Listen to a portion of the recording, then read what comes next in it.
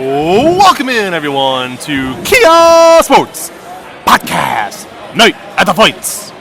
Tonight, we are live from Word Church. I am your host for the night, Vince McKee. Alongside me, my main man. Feels so good to be back together, Eli Ace Mooningham. What's going on, Eli? Ace. I'm good.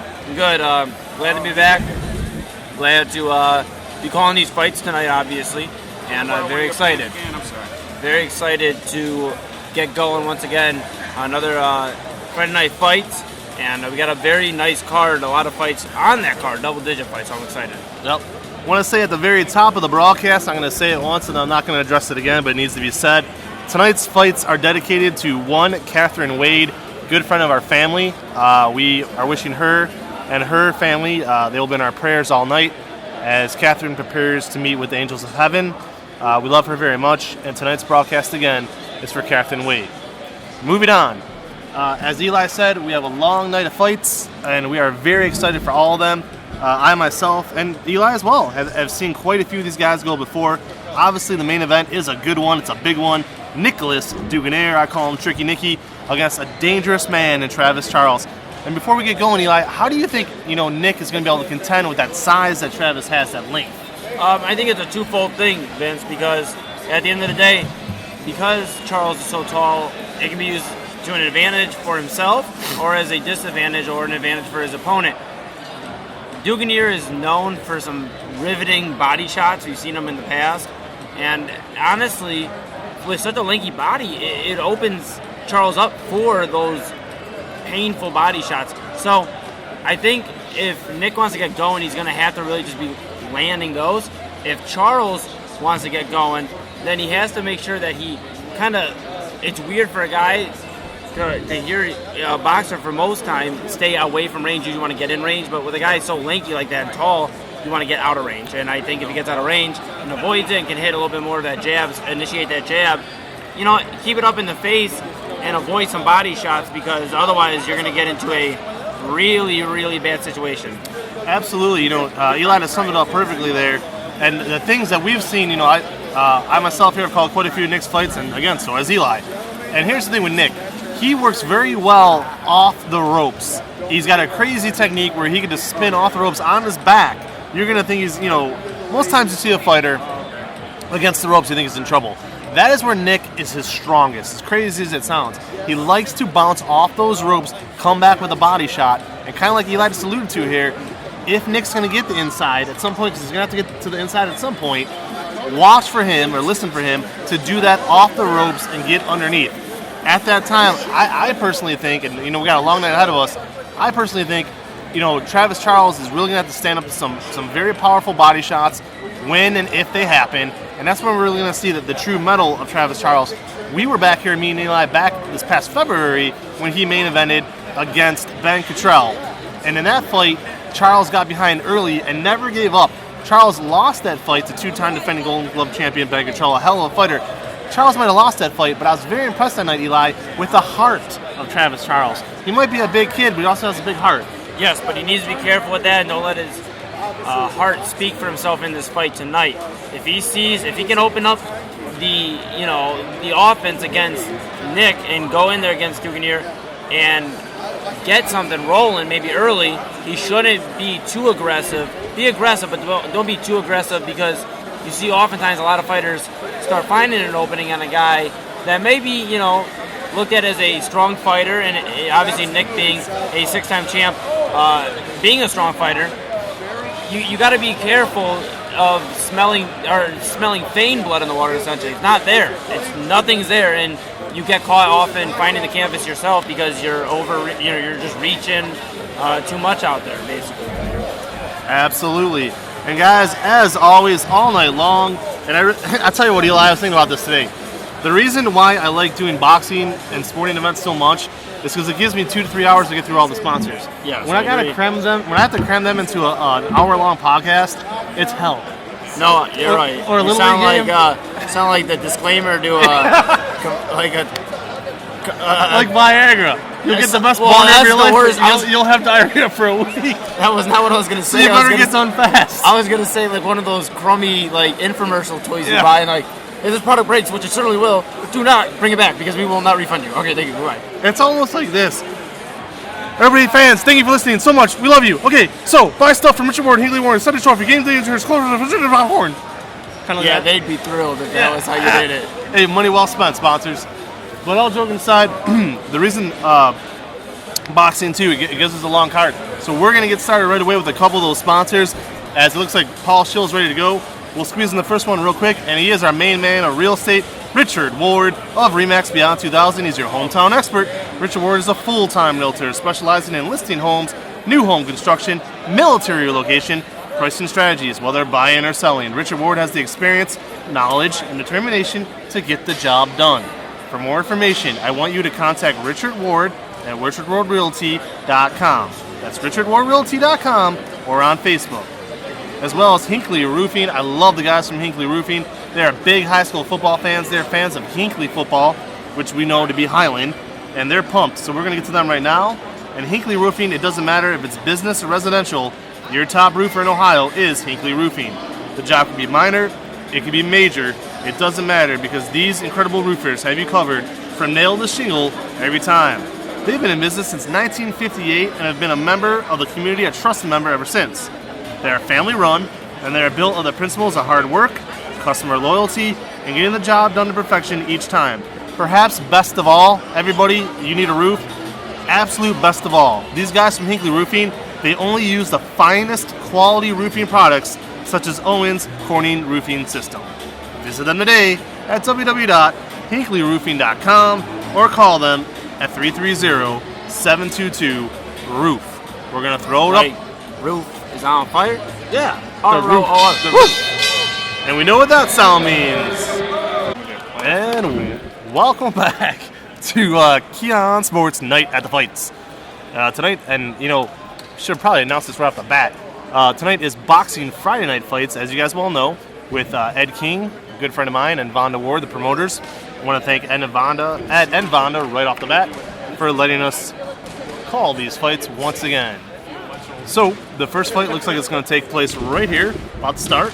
And we have Mike Hardin out of Strong Style, Eli, against Tyrell Chandler out of Empire. Yeah, Vince, it'll be an interesting matchup here, 141, as mentioned. And you see lined up in the red gloves is Hardin, Chandler in the blue out of Empire. And 90-second rounds here, so we'll see how fast they can operate. And 141 is kind of it's a little bit of a lighter weight class, so a lot of times these guys are fleet-footed and they're able to land a lot of punches. So 90 seconds is surely enough time. Oh yeah, you're not going to see them run out of energy anytime soon. I want to remind you guys, this next fight is brought to you by Seta Trophy. Lisa Seta and the gang over there at Seta, they've been a staple in the Northeast Ohio community for over 40 years for all your trophy and celebration needs. This trusted company is on time and completes the work to perfection every time. Visit them today at 4335 Rocky River Drive in Cleveland. And we are ready to go. And there it is. We are set to go. Again, Mike Hardin out of Strong Style, Chandler out of Empire. Here comes Hardin, charging right at him. Wild right, Eli, to start off. Hardin coming in, throws another right, and looking to get it going early there, Eli. Yeah, nice jab there by Hardin to follow. Now they get into a little bit of a scrum there. And early on, Chandler's doing a good job of kind of just controlling the wild rooster out of the pen, I guess you could say, because kind of surprised to see a Strong Style fighter come out so, I don't want to say aggressive right off the bat here, but a little wild. Yeah, no, definitely wild. I was trying to find the perfect analogy. I don't think I found one, but yeah, I mean, Chandler's just Hardin's just running out like a madman, and he might get caught with a slide by, and Chandler right now is just doing all the right things. He is. I mean, Chandler's very, very composed. He's got a strong looking upper body. He's probably going to work that jab. There's another good left jab there by Hardin, and here comes, they're going to tie him up and see the referee lets this go. Chandler doing some work though from the inside, and now Chandler has him against the ropes. Good combination there by Chandler. Yeah, nice combination there against the ropes. Now you got Hardin against the other side there, and he was teeing off there, and now he brings it back here to your end, Vince. Absolutely. Good job there. Good ring work by Chandler. Went body, head on that left cross there and is working it well. Let's see how Hardin can respond here, Eli. Hardin in the green top, green shoes, black trunks, and we have Chandler all decked out in the blue and silver to go tonight. And one last wild shot there. as the first round will conclude here any second. And there it is. That first round was brought to you by Game Day Tavern. If you're looking for a place to celebrate the big game, check out Game Day Tavern in Brook Park at 119 Snow Road. They offer a large flat screens, the hottest bartenders, drink specials, trivia nights, local bands such as Eli Moonenham, open muck night such as Eli Moonenham, and everything you want in a great tavern, including the wildly popular Queen of Hearts. Game Day Tavern, keeping Eli Moonenham in business. Something like that. When can we catch you next? Well, I don't know. I forget when this will be dropped, but tomorrow, Saturday. By this recording, it'll be Saturday. So that's the 13th, I believe. I'm awful with dates nowadays, but the 13th, and I'll be out on Mayfield Road at Tino's Lounge performing out there. It'll be exciting. I just dropped Big Head, so we're working on the mixtape of in the future. Good song, good song. Thank you. Oh, I love your stuff. All right, here we go. We are right back at it. Hardin comes out charging again. A little less zeal in the step this time. And Chandler remains composed. Nice shot there, but missing. Both guys missing there. Still not landing. Oh, there's a nice one there. Good connection on that shot by Hardin. And kind of, they threw me off there for a second, though, Eli, because they were both going to the body and not landing. You don't usually see that. Oh! Hardin landed a nice shot there, but I think he paid for it for a moment. Now they're up against the ropes here, Vince. Yeah, no doubt about it. Hardin came charging in, caught him, but then Chandler made him pay for it. Chandler, a little bit of a swing there after the break. Referee steps in to restart him, and again we go. And here comes Hardin, throws in. Good answer there by Chandler. Chandler there again. That was a nice jab there. Oh, yeah. Left jab, Chandler did. No doubt about it. Chandler remaining composed here. A barrage of punches by Hardin, but Chandler doing a good job. And man, is Chandler landing. Yeah, he's not landing. I was going to say not landing powerful, Vince, right. But he's nailing. Not to steal your point. No, I haven't taken the words out of my mouth. You're 100% right. He's not like landing like huge blows, but he's scoring points. I agree with you. I agree. This is a good little second round for him. And I mean, Hardin's pressing forward like he was in the first round, but he's just not landing. Like there's no finish to his attacks. Right. Oh. Some more hitting at the break there. Got to be careful. All right, less than 10 seconds to go in this round. Charging forward. Hardin again. Chandler answers him. And not a ton of damage either way this round. And we will go to the third. Third round underway here. Friday Night Fight 17, an Ed King Vonda Award production. I am Vince McKee alongside Eli Moonenham. And both fighters coming out now swinging wildly and actually landing a few there. Another break is called. Hardin in the green shirt and green shoes. And Chandler in all black in the blue corner with blue gloves. Chandler again looking to land. Good look there to the body by Hardin in the corner right above us here, Eli. Yeah, Chandler's doing a good job right now, Vince, of using his momentum to kind of swing off the ropes and always swing Hardin back with his back against the ropes. It really hasn't done much per se, but like it is a good tactic to have if you're going to land something there. You just got to land something. I agree. All right, so there it is again, right out of Eli's mouth, and then it happens. As Hardin jumps forward, Chandler answers him again. Chandler now looking to land that big blow. Oh, and he gets caught with one. Yeah, man, best punch of the third round here by Hardin. That's all, folks. And they get tangled up there. It's going to be a tough one for the judges to call so far. Let's see where it goes, though. Plenty of time left. Both fighters exchange in the middle of the ring. Hardin pressing forward, gets caught a little bit there by Chandler. And Chandler going again. 10 seconds to go in the corner once again. It is Chandler pressing Hardin. They are tied up. Good shot there by Hardin. And the final seconds tick away. One last lunge by Hardin. And this one's going to go to the scorecards. All right, as we wait the official judge's decision, we'll have the unofficial judge's decision, and that is me and Eli. All right, we put our pens on for this one, on our ears, and we're like, all right, let's see. We added it up, tally. What'd you come up with? I got to be honest with you. I have it Chandler 2-1. Yeah, I mean, I would kind of agree with you there. I think the second round could go to, you have a Chandler 2-1 or Hardin? Chandler. Really? Yes. Okay, I was threw off there for a moment. First and third. I don't agree with you. I have Hardin 2-1. I think Chandler took the second. I think the first and third were won by Hardin. I think he was the aggressor, and though he didn't land much in the second, he landed enough in the first two rounds to win it. All right, we go to the judges' scorecards. We are joined here only a couple feet away from the very talented Alicia Link.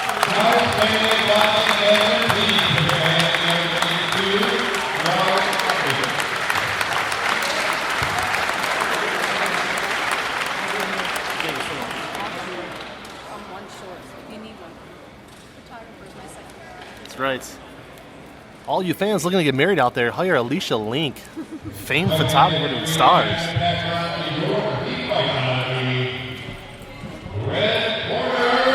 Wow.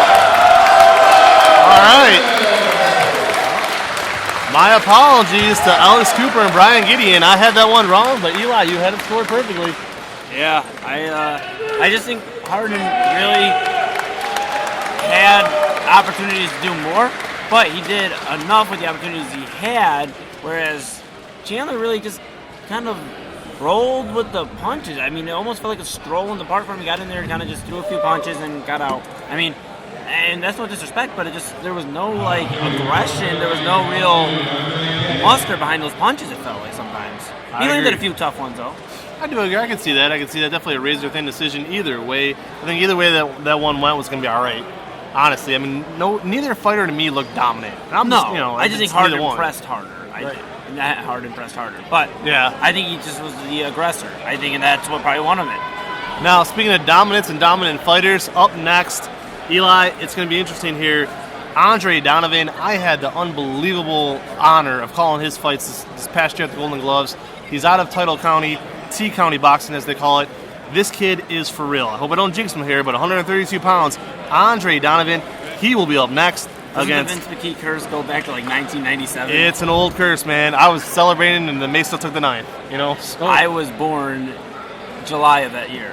Be glad you didn't have to live that moment. Yeah, you got a birthday coming up in 3 weeks. July 30th, right? July 30th. Wow, look at you. Best friend award goes to Vince McKee. I'm a good friend. I know birthdays. All right.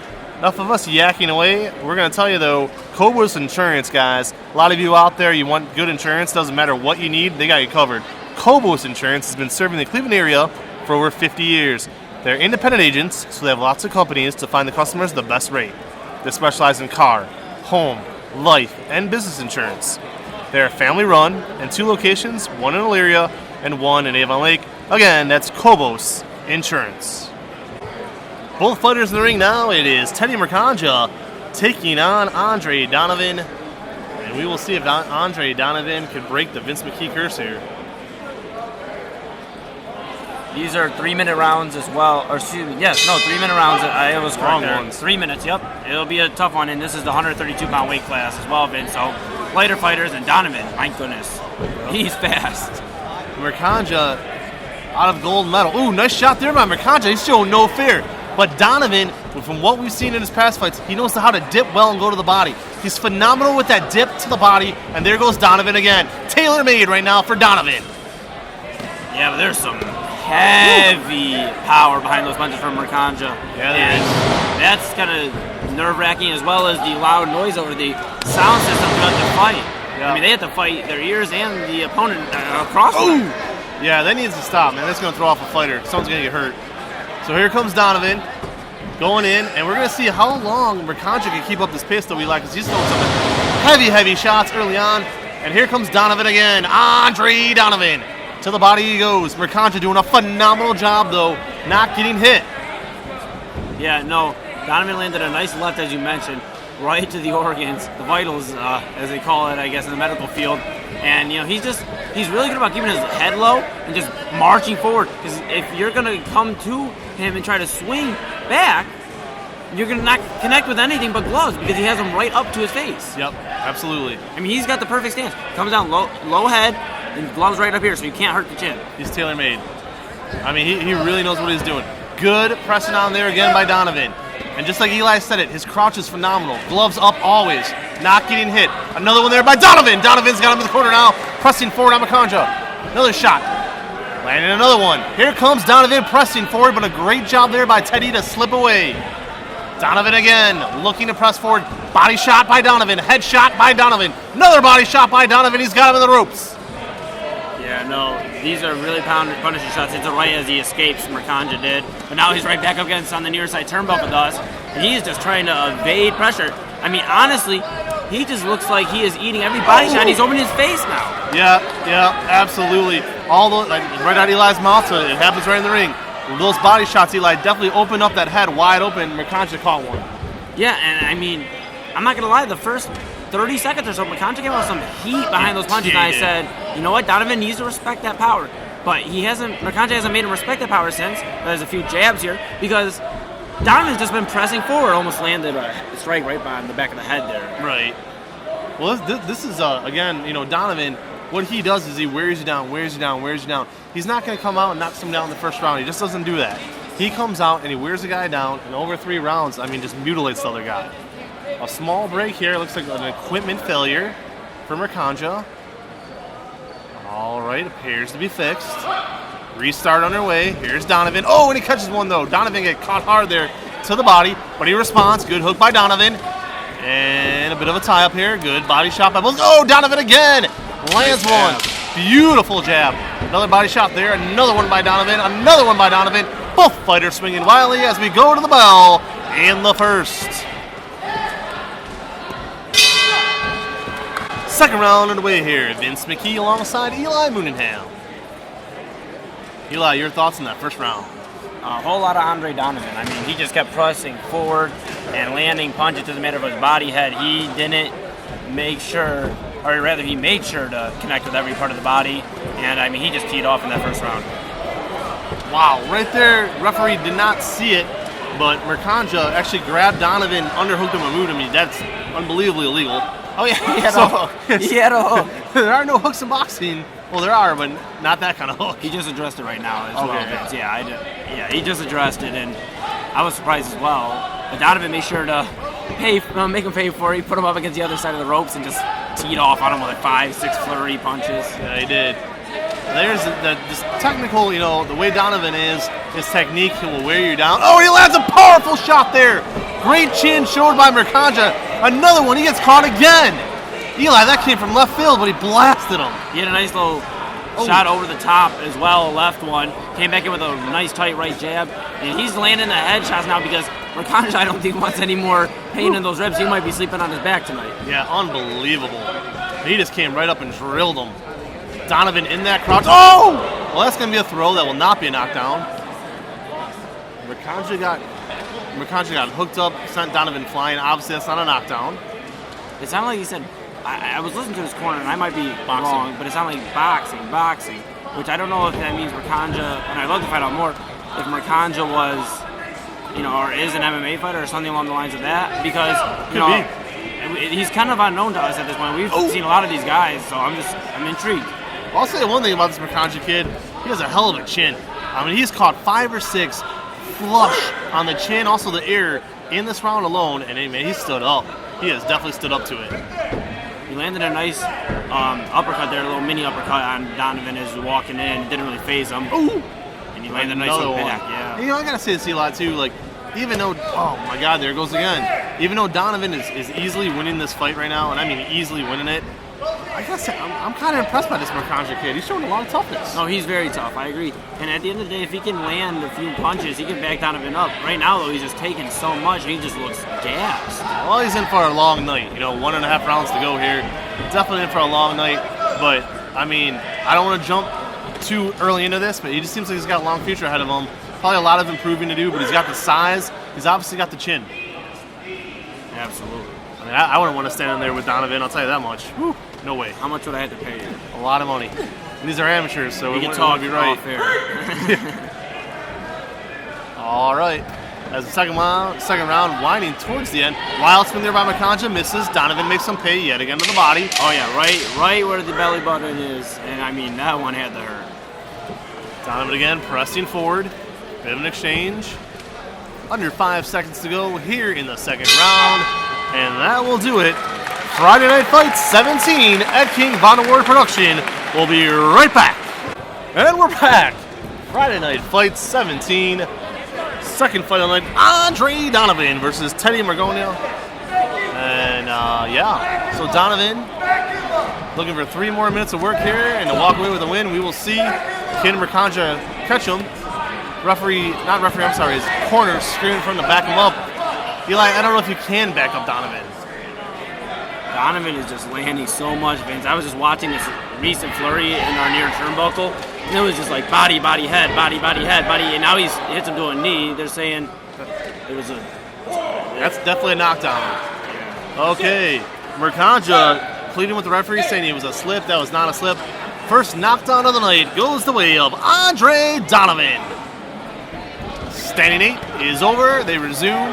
And yeah, I mean, that definitely wasn't a slip. He just kind of, fatigue just went down for a breather. Yeah, and it seemed like Mercanja was questioning or disputing the call, but the referee checked him out, made sure he got to an 8 count, and all's well for now. Yeah, definitely one of those shots to the body right before he took that knee, kind of like the wind out of him, had nowhere to go but down. And that's what Donovan does to you, man. I said before the fight, this kid wears you down. I mean, he's just nonstop. He will wear you down. I have not seen him lose another beautiful body shot. That one hurt him. Yep. This might be it. Bent in half, Vince. Yeah. And, we said all fight the toughness, mental toughness, physical toughness of Mercanja.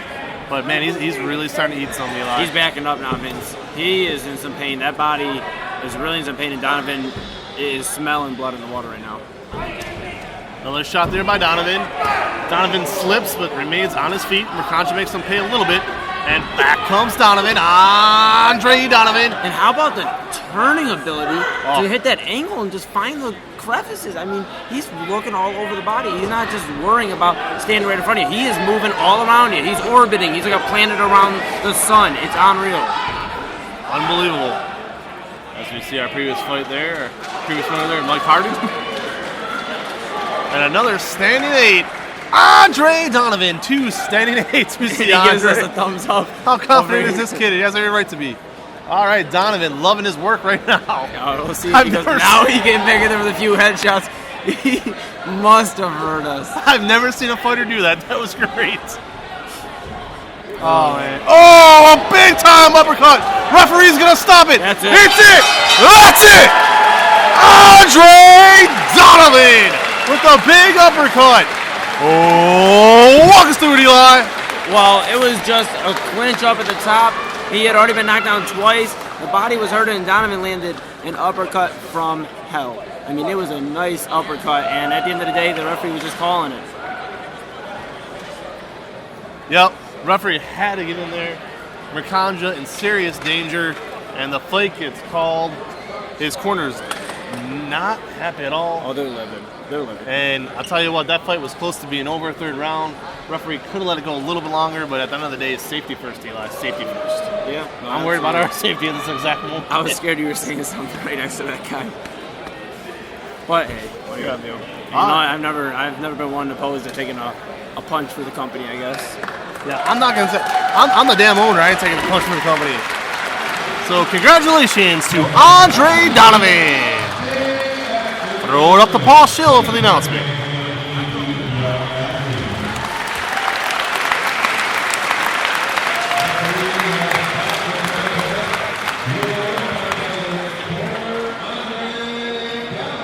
And fans, stay tuned.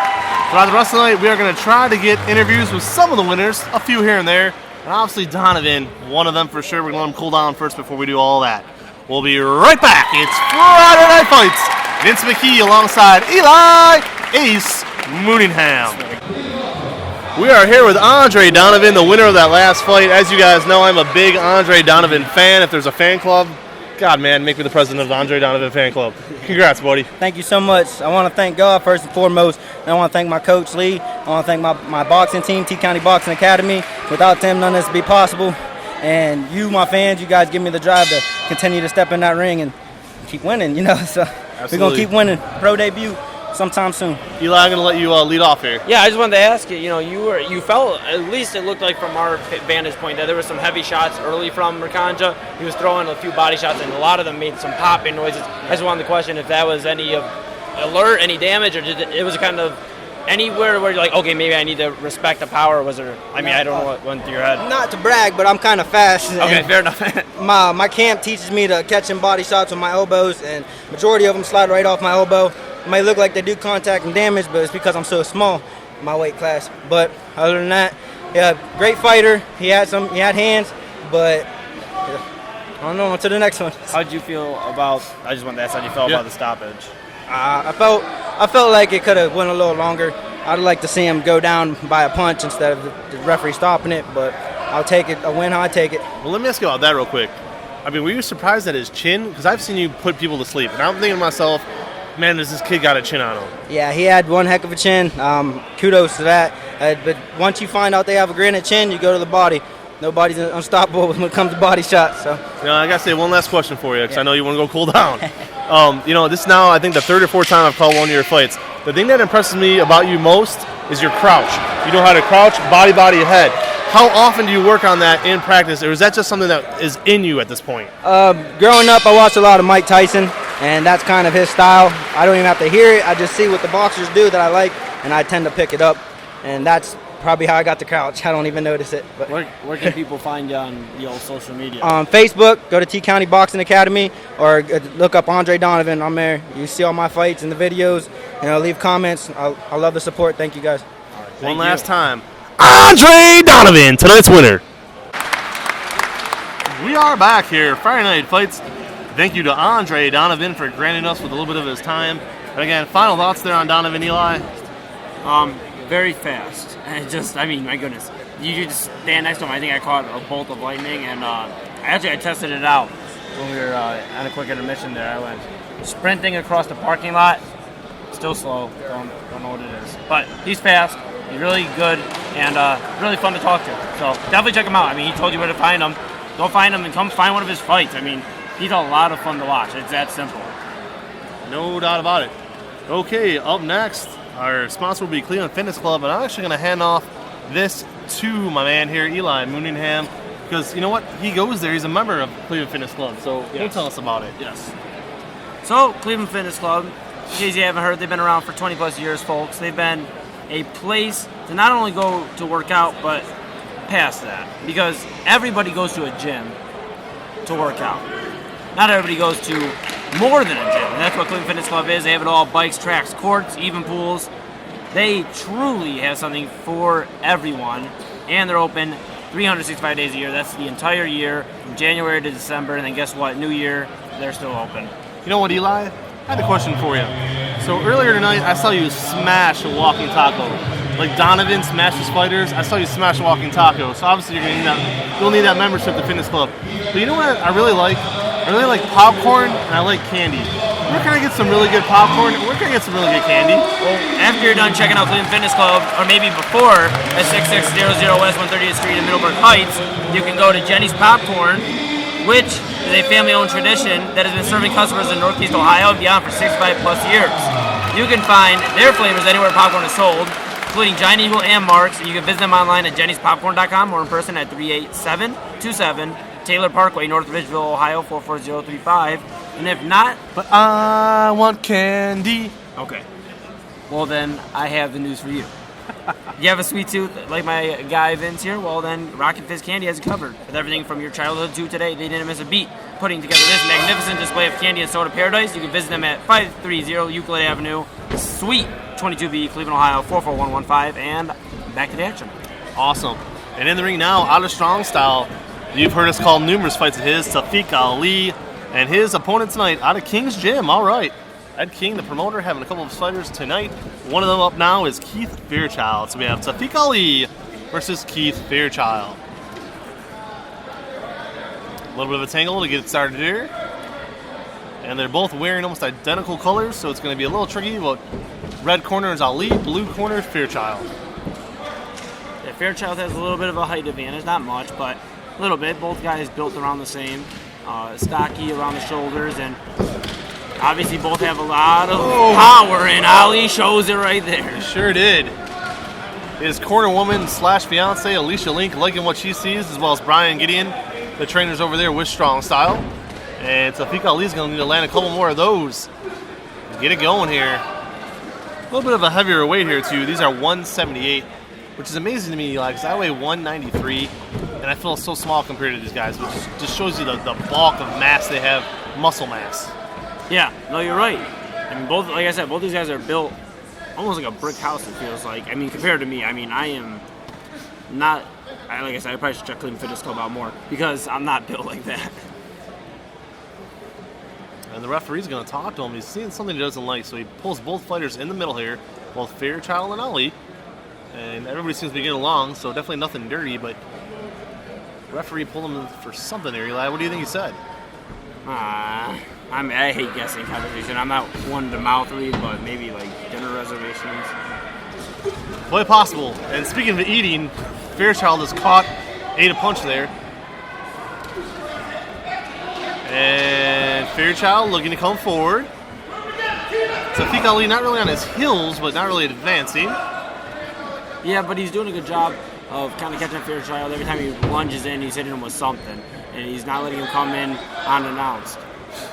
All right, Safikali, Fairchild at it here. These are 3-minute rounds for the big boys. Safikali, nice right jab there. Ali hands down, though. He's got to be careful. Fairchild lunges forward. Bit of an exchange. Almost caught him there. Good slip by Safikali. Yeah, that was a nice slide by Ali. Almost really connected there. But as you mentioned, he just got to graze him there. Yep. Safikali doing a very good job here defensively, Yes. not letting himself get caught. Good slipping. We've seen him do that a lot over the years. He gets better every time out. Here we go again. Nice shot there by Ali. And you know what? He's a methodical fighter, too. I agree. No, I agree with all of those statements. I mean, he has significantly got better. Nice uppercut there. He caught him as he was lunging. Fairchild caught a good one. And really, this is a tough round. I'm not even going to try to guess who won this first round. It's getting too close to call. Both fighters tie up here as we go to the bell any second now. And it is Friday Night Fights 17 on Ed King Vonda War Production. I am Vince McKee alongside Eli Moonenham as we go to the second round. And I won a contest. I got to tell you guys about it. Really cool. Guess how many M&Ms were in the jar at Frankie's. Crazy enough, as we see LeBron James will be keeping number 23. Wow. It came up on Eli's phone. I couldn't avoid that. Interesting. Due to production issues. Production of what? I'll research. And we are taking a major left turn here. Anyways, so Frankie's. So I win this contest, right? 224 M&Ms were in the jar. I guessed 223. No one else was even close. Free guess on my part. Got us an awesome $25 gift card there last night. Took the girls, took my wife. They loved it. And you will love Frankie's too. Good friend of mine, Frank Fusco, a North Olmsted alum. Went to St. Ed's, started off in North Olmsted. And if you're looking for a place to enjoy that meal, again, Frankie's Italian Cuisine. They're in North Olmsted at 4641 Great Northern Boulevard. Again, Frankie's Italian Cuisine, 4641 Great Northern Boulevard in North Olmsted. Second round underway. That was a nice, clean shot right out of the gate from Ali. He's got a few body shots, and he's making the facial expressions to match. Yep. So Safikali, and again, Eli, I don't want to say he's like been on his heels most of this fight, and he hasn't been backing up. But I guess the best way to put this is Fairchild's been doing really all the pressing forward, moving forward, but hasn't been doing any damage. Well, I think it's an easier way to put it. He's been doing all the work for Ali. He's been coming to him just to kind of eat a few combinations or a few mean hooks, and then he gets out. Yep. He's just not connecting here, and I mean, he's being the aggressor. I mean, but it seems like whenever he goes, and I just watched it here once again, as soon as he goes to be the aggressor and lunge in, Ali lunges in as well, so that hook he would land is now out of range. He's now already in that crease of your elbow. No doubt about it. Fighters tie up again, referee splits them apart. And more of the same, as we just said it, Fairchild pressing forward, Ali catching them. They get tangled again. Definitely not like what I would call a sloppy fight here. I don't want to call it a boring fight either, but it just the two styles are kind of clashing right now, and we're not really seeing a lot of boxing. Just not. You know what it feels like? I remember back in high school, not that I was much of an athlete, but I did Greco-Roman wrestling, and like to those not knowing Greco-Roman wrestling, you fight everything upper body. You can't attack the legs, and you do a lot of pushing and pulling and trying to find that opening to launch your opponent. And I mean, obviously you can't launch your opponent in boxing, but it just feels like it's Greco-Roman wrestling with a few punches thrown and nobody being thrown, obviously. All right, so now Fairchild gets penalized a point. So ooh, geez. But then Ali gets caught with one. Oh, watch out here. Here comes Ali again, though. He got caught, but he responds. Safikali has Fairchild against the ropes. Now the action's picking up. Both guys exchanging hard. Fairchild got docked a point there by the ref. And then both guys came out, house of fire. And now there's no lack of action. Both guys going at it toe-to-toe. Ali like a bull in a china closet. He really wants it. Yeah, but Fairchild's doing a good job right now, Vince. Sure is. He's just putting it on Ali. He's pushing him up against the ropes, and he's landing heavy shots. Yeah. This fight went from being kind of slow to a barn burner and a drop of a point there. Here's Fairchild again. We're going to try to get a clarification there as to what the point was taken for. Sitting by the judges, we'll have to ask here momentarily between rounds, but Fairchild pressing it again, Eli. And again, that really just sparked a flame inside both of them. Yeah, no, that was about 25, 30 seconds of straight action. That was really exciting to watch. Now they kind of have a nice little lock up here, and back up against the top turnbuckle is Fairchild. And they're both wearing blue and a gray or silver assortment of shorts. But the only way I can tell them apart is the blue headgear by Fairchild says Marines on it. Yeah, basically. Well, and there we go. Oh, he got caught. That was a left hook. Yeah, Ali kept charging forward. For some reason, put his head down and walked right into a shot. So that will do it for the second round, and we'll be right back.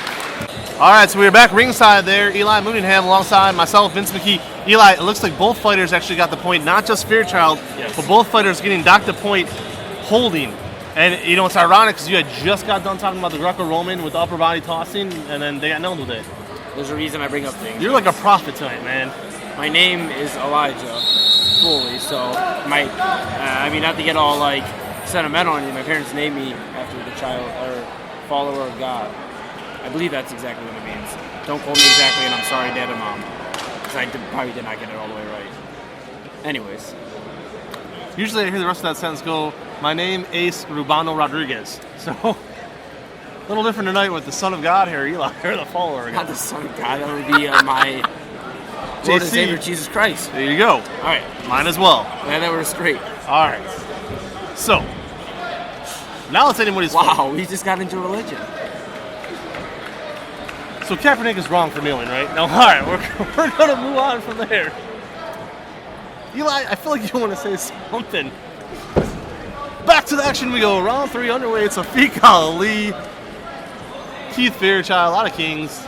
Ali, as you know, been on the broadcast several times, out of strong style. And this is anyone's game right now.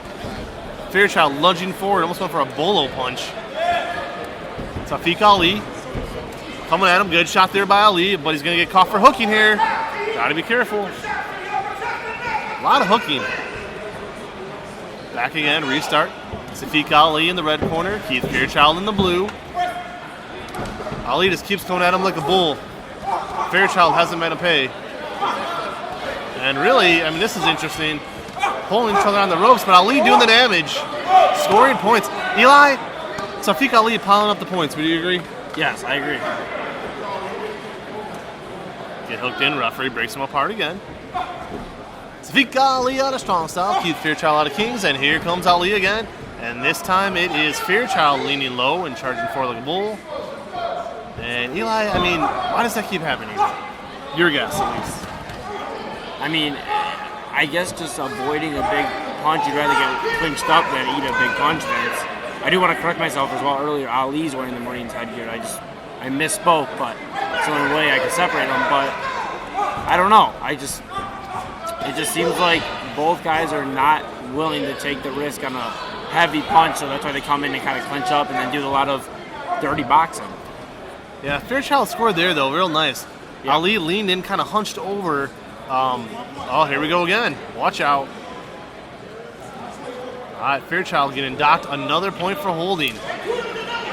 Okay, so that will probably cost him the fight. It was close until this point, but that just about more or less probably did it. Fairchild gets called for holding, gets the second point of the night taken from him. Man, Eli, you don't see too much of that. No. I mean, these guys just keep bending down. I mean, it's just mind-boggling to me. It's almost like a wrestling. I feel like I'm back in like my wrestling days where it's like a wrestling tournament. Now, Safikali kind of holding him there, hooks him. He better be careful he doesn't get the next point docked. Yeah, because we'd be right back to 9-9, yeah. Well, here comes Ali.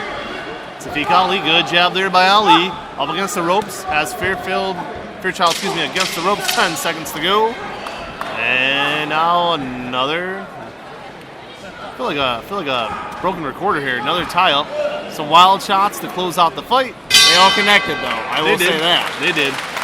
All right, we'll be back. We're going to head up to Paul Schill with the announcement.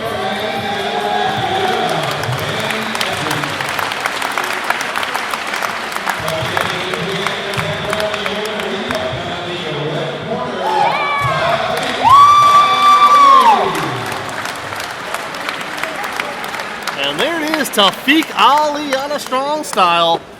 Best known for being friends with Alicia Link, comes away with the big win tonight. And that was an interesting fight, Eli. But in the end, those point deductions to Fairchild probably took away any chance that he actually had. Yeah, no, I think that really probably did seal the fight. Just a lot of just unconventional boxing. Yeah. Very unconventional. But hey, there's a winner. No doubt about it. There's been some changes to the card tonight. We believe, and don't quote us on this, but we believe the next fight should be James Peasy out of strong style versus Furious Guerreri. Furious Guerreri. So we will sit tight on that and be right back. And we had a loud crowd tonight. I know Ed King is very happy with the crowd tonight. They've been into it. And James Peasy out of strong style has a lot of fans here in the crowd. We just heard them erupt when he took the ring. Yeah, they went nuts. I mean, honestly, Vince, I was tempted to go party with them. I mean, Yeah. you know I love a party, and I was hearing them go nuts. Leslie Washington almost took a stumble there. Good old Leslie, man. She's so much fun to be around. God, I love the people here. She did not look phased, though. No! That's why she's a champion, I'll tell you what. And if you want to be a champion, and you want your house to look champion-like, Mullins Construction will help you out. Let me tell you why. It doesn't matter if it's indoor or outdoor. Mullins Construction has everything your home or office will need. They even do plumbing, hot water tanks, windows, and everything else your home or office will need. Visit them today, www.cretans.com, Mullins Construction. And now to the champion of the bedroom, Eli Mooneyham, to talk to us about MDG flooring. Yes, if you're in need of quality flooring for your home or office, then look no further than MDG Flooring America in Medina. There is nothing that Steve and his talented staff, all of them combined, cannot handle. They can handle it all. Call them today at 330-725-5252 or stop in to visit them in person at 3812 Pro Road in Medina. Steve and his team will take care of you. They can handle literally everything when it comes to your flooring.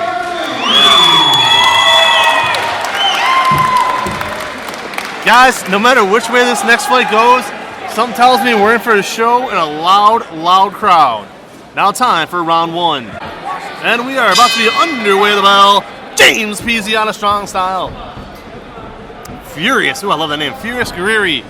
Oh, nice shot there. Oh, but he gets dropped right away. He landed a punch, and Gary hit the deck. They're checking Peasy. Yeah. Well, he took a knee. He got caught coming in. Okay, I missed it from my vantage point, yeah. Less than 6 seconds into the first round, Peasy gets knocked down, a standing 8 there. Here we go. I just saw him land the straight right there. I didn't see the follow-up. Both guys now staring each other down. Peasy in the red gloves, Ferrari in the blue. Peasy comes, gets caught again though. Good shot, they're down, he goes! That's it. And that might be it. Blood pouring out of the nose of Guerreri. This is unbelievable. He's up though. He's up. Guerreri on his He's toes. good. No, he's good. On his toes. Referee looking at him. And this might be it. Let's see where this goes. Blood into Guerreri. Doctor's going to check on him. Oh my I goodness. thought he was out, Vince, because as soon as he hit the ropes, he was just sitting there. Yeah, he looked glassy-eyed. Guerreri fell right in front of us and looked very glassy-eyed. It is high drama time right now. Referee is going to go ahead. He's going to let it go. Here we go. Guerreri. Okay, nice shot. Guerreri in the blue. Peasy in the red. Now they're tying up. He got caught flush. Yeah, but he took it. I mean, it was a phenomenal strike, but I'm impressed by the chin here of Gary. I mean, my goodness gracious. He took it. I mean, he's ready to go. He's back up and ready. You cannot question the heart right now of Guerreri. He's in there. Here comes the crowd. I mean, you want to talk about an action-packed 35 seconds. We'll see how he comes out of the break, both guys. Sweet fancy Moses. Fight restarts here. First round. Bit of an equipment malfunction there. Fixed. Out of Peasy. Peasy again, coming forward. Throwing a shot. Gets caught though by Guerreri. Guerreri then gets caught. That was a left that stumbled him. Sure was. One of these guys is going to fall. I can already sense this. I'll stay down there. I don't care. I mean, this is unbelievable. Both guys a little wobbly already, Eli. Yeah, no. Peasy keeps landing, or rather, Gary keeps hooking him. if you notice, it's a quick hook, but it's enough to kind of shift him and get him off and kind of level him back up, straight up and down, so he can hit a quick punch. Yep. Oh, he got caught again! Peasy lands one. Oh, he falls one. Referee called in. Can he get saved by the bell? And a standing 8. Unbelievable. So this round saw 3 knockdowns. This is a standing 8. Guerrieri and saved by the bell. Oh my gosh! What a round! What a round! Yeah. Eli, I'll do my best right now to try to recap this. Yeah, I was baffled. So you tried. Start off 6 seconds in. Yes. Peasy got a straight right, got caught, did Peasy. Peasy went down to a knee, 8 count. I don't even know, 10 seconds after that, afterwards, Furious Guerrieri got caught, got leveled right in front of me and Eli. Referee would have had every right to stop it as Guerrieri was extremely glassy-eyed. They bring in the doctor. The doctor says he's okay, let it go. They restart the fight. Wild exchange after wild exchange. Again, as the last, you heard the click, click, click for the last 10 seconds of the round. All of a sudden, Peasy hits Guerrieri again, floors Guerrieri. He gets up. And, I mean, Eli, it just took me the whole intermission to explain that. It was nuts. I couldn't believe it. I mean, those guys were trading, and everybody was here for it, and they're still here for it. They're loud. I mean, both these guys probably got the loudest cheering sections of the night, and you could hear it. I mean, this is nuts. And they touched gloves before the second round. They showed appreciation for each other. Oh, yeah. Peasy again! Shot by Peasy! To the body he goes! Referee gonna pull him apart. And another standing 8. James Peasy going to work tonight. Standing 8 now for Guerrieri. Referee gonna let it go. Yes. Vince McKee, long seat down, moving. You can see it in the referee's eyes. He's watching him closely right now. One more wild exchange might do it, Eli. Nice body shot there by Peasy. Yep. Peasy looking to put him away. Lands a beautiful uppercut. Here comes Peasy. Against the ropes they go. In the corner in front of us. Referee's gonna split him apart there after a quick tie-up. James Peasy looking out, and you don't want to put away Guerrieri just yet. This kid can do it. A shot there by Peasy. Peasy in again. Wild shot there lands. And blood pouring out of the nose of Guerrieri right now. Here comes Peasy. In. Another shot to the head. Wild shot. They hook up. You're just anticipating the next punch. You're just ready at this point. These guys are throwing. I mean, hey, we got to catch your breath at this point. Absolutely. Got to give full credit to Ed Keith for putting together this wonderful card. Phenomenal job tonight. Referee stops it. And you want to swing by King's Gym where Ed will be there to greet you at the door. Park your car. 439-5464. I heard he'll be there as soon as the sun's up, essentially. All right, here we go again. They restart the second round. Here comes Peasy. I mean, man, their gas tank's got to be low at this point. Another shot there. Another shot. Tips him, hits him good. Peasy to the body. And I'll tell you this, I don't know what it is with these fighters, Vince, but they keep looking at us like they hear us. Peasy looked down at me and acknowledged not, gave a nod. I don't know what that was about, but it's all right. I mean, these guys are recognizing that they are putting on a show, and they're glad that people are here to witness it. A really packed house. A fight of the night bonus. One of these guys right now. Nice shot there by Peasy, and it looks like we might see a third round. Let's see. Peasy again in the ropes in the corner. Good shot there by Peasy. He called it. That's it. Called it. It's over. James Peasy out of strong style. And the referee gave Guerrieri every chance. Walks through it, Eli. Well, Peasy did a really good job, especially in that second round of just walking down Guerrieri. He kept putting him up in situations where he could just land flurries of punches, and he was just teeing off there at the end. And, I mean, at the end of the day, Guerrieri did his best to protect himself, but when he went to protect low, it was an uppercut. When he went to protect up high, it was a body shot, and followed by another one. I mean, James Peasy was just on fire, and that's why he scored the finish here tonight to a thunderous round of applause. Unbelievable. Both fighters, two very, very good camps. Revolution Boxing, and obviously strong style. Wow.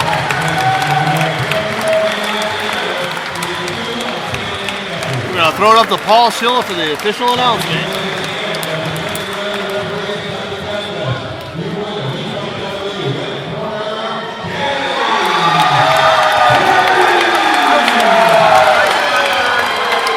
to say again one more time, both kids showed a lot of heart. James Peasy out of Strong Style, Furious Guerrieri out of Revolution Boxing. Neither one of these kids has anything not to be proud of. Great fight. And now one's got to wonder. Hear the crowd again. Yeah, he's a fan favorite, all right. We might have to talk to him a little bit later, Vince. I mean, my goodness. So maybe he has some tips to get a crowd yelling for that, for like us, you know. No doubt about it. And, I was coming in, I heard on the radio that promoter Ed King is actually going to give the fighter of the night a $20,000 cash bonus out of his own pocket. He gave the thumbs up. I don't know. Ed Moneybags King likes to make it rain, so we will see. I should have to pay you. It's all right. So, again, a phenomenal night here. Joining us on the podcast, Ed King has slipped into the booth. Had a beautiful job, great card tonight. Thank you. This is one of our biggest crowds for the summer show, for sure. No doubt. I heard a lot of people cut their vacation short just to be here. Well, yeah, I got a lot of requests. Had to turn a lot of people away, you know. Awesome. Ed, what you make of that Andre Donovan? I mean, my goodness. I didn't really tell you the truth. This is the only fight I've watched. I've been running around. I know. I've seen you run around like a madman. Yeah, as a promoter, unfortunately, you don't get a lot to watch a lot of the fights. Ed, how much work goes into a show like this? We've been doing it for about 10 years now. This is actually our 20th show. And before that, I promoted powerlifting meets for 25 years, all the way up to national world championships. So I'm pretty used to putting together sporting events. So once you learn the system, it's not too difficult. We have the right people in the right places, a good team. And it's just a matter of pulling the trigger, making phone calls, and organizing it, and it goes off pretty smoothly. You know, and Ed, we've talked about it before. You got a long night ahead of you tonight, and an early morning tomorrow. You got to get to work. You own your own gym, obviously, King's Gym. Tell us a little bit about the gym. Well, my brother Frank and I, we own King's Gym in Bedford Heights, and we just celebrated our 32nd year in business in June.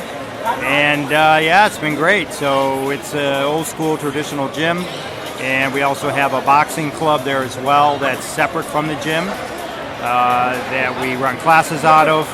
Yeah, so it's been great. I just want to ask you one more. Are you going to make some time for the main event?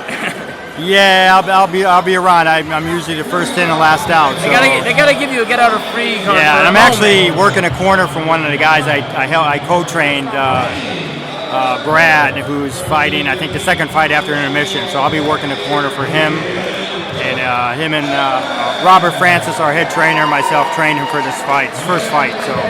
Wow. Yeah. One last question for you. If somebody wants to go ahead, they want to check out King's Gym, what is the best way to contact you? Just show up? Yeah, you can just show up, no appointment necessary. They can also email me. You know, visit our website, kingsgymohio.com. That's usually the best way. We have videos on there, you know, our story, our history, and all the services and, everything that we have to offer. You always come in and try a free week or try anything we have there for free. Thank you, sir. All right, thanks, guys. All right, thanks God for bless coming you. out. Appreciate Thank it. you. Okay. Absolutely. And we want to thank Ed King again. Always love talking to Ed and Vonda, friends of mine for many years now. Came to many of my book signings. We're the celebrities at some of those signings. Eli Mooneyhan remembers one very fondly. Yes, I do. A good guy. Yeah. Who do we got next, bud? Well, we have Chris Everett, and we have Adonis Hayes. It's a 90-second bout in the 141-pound division. And obviously out of T County is Chris Everett, so he'll be wearing the red gloves, and then the blue gloves will be Hayes out of Apex. We're going to switch it up for you fans. I am actually going to take this fight off from play-by-play. We're going to let Eli dust off the rust and do a little play-by-play.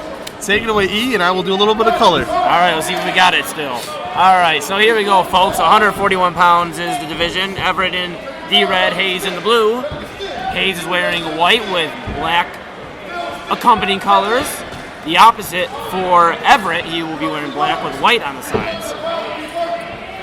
Everett steps in with the left toe, now backs up, takes a right to pay for it. Hayes backing up Everett there. And Hayes looking to get that jab going. He's going to need it, as Everett's going to keep coming at him, no doubt about it, Eli. Missing there is Everett on a low body shot. Hayes evacuates the situation, now comes back to the middle. Gets a little bit of a left jab there. Body shot follows there by Everett. Both fighters moving well, avoiding shots, and landing when they can. Hayes now up against the ropes. He places Everett. Now up against the far ropes. Final 10 seconds of the round. Hayes looking to land a straight. And we're going to get a stoppage here as Hayes grazed them, at least on a few of them. Might have connected on a few of those hooks. And we're getting a standing 8 count here to Everett. Chris Everett out of T County. The referee is checking on him. That's going to be enough for him to keep on going. The referee says continue. And as soon as he does, round 1 is in the books. Interesting standing 8 there. I'm not sure I would have did it, but hey, the referee knows a lot better than I do. I just didn't. I don't know. From my vantage point, like I said, I'm never the one to completely. I mean, we're here to call the action here, folks, but we don't see everything cleanly from our angle. Right. We're sitting I guess to break the fourth wall. Yeah. We're sitting in the bottom right corner of the ring. Yep. So there's 3 other corners. I mean, there's a lot going on. So, but from our angle, at least to me, and Vince, you can agree or disagree, but it looked like those right hooks may have caught him, but not enough to really rattle him. It didn't seem that way, but good point there about Eli. We are sitting, in the far right corner, a little bit low. We weren't in the corner where it happened, but I'll agree with Eli there. From my vision, I don't think it was enough, especially at the very end of a round. I really don't think it was enough, but hey, it is what it is. I mean, that might come back on the scorecard. We'll see. Here's round 2. Hayes in your blue, Everett in your red. Everett presses forward. Nothing going that time. Eats a shot coming in, but he'll come with a flurry. Now he eats some from Hayes. A few headshots and now to the body, back to the head. And Hayes landed the better of the shots, I'd say, in that exchange over to our right. Yeah, no doubt about it. I mean, he's coming out, a little bit more aggressive. Probably got a little bit of confidence from that last second standing 8.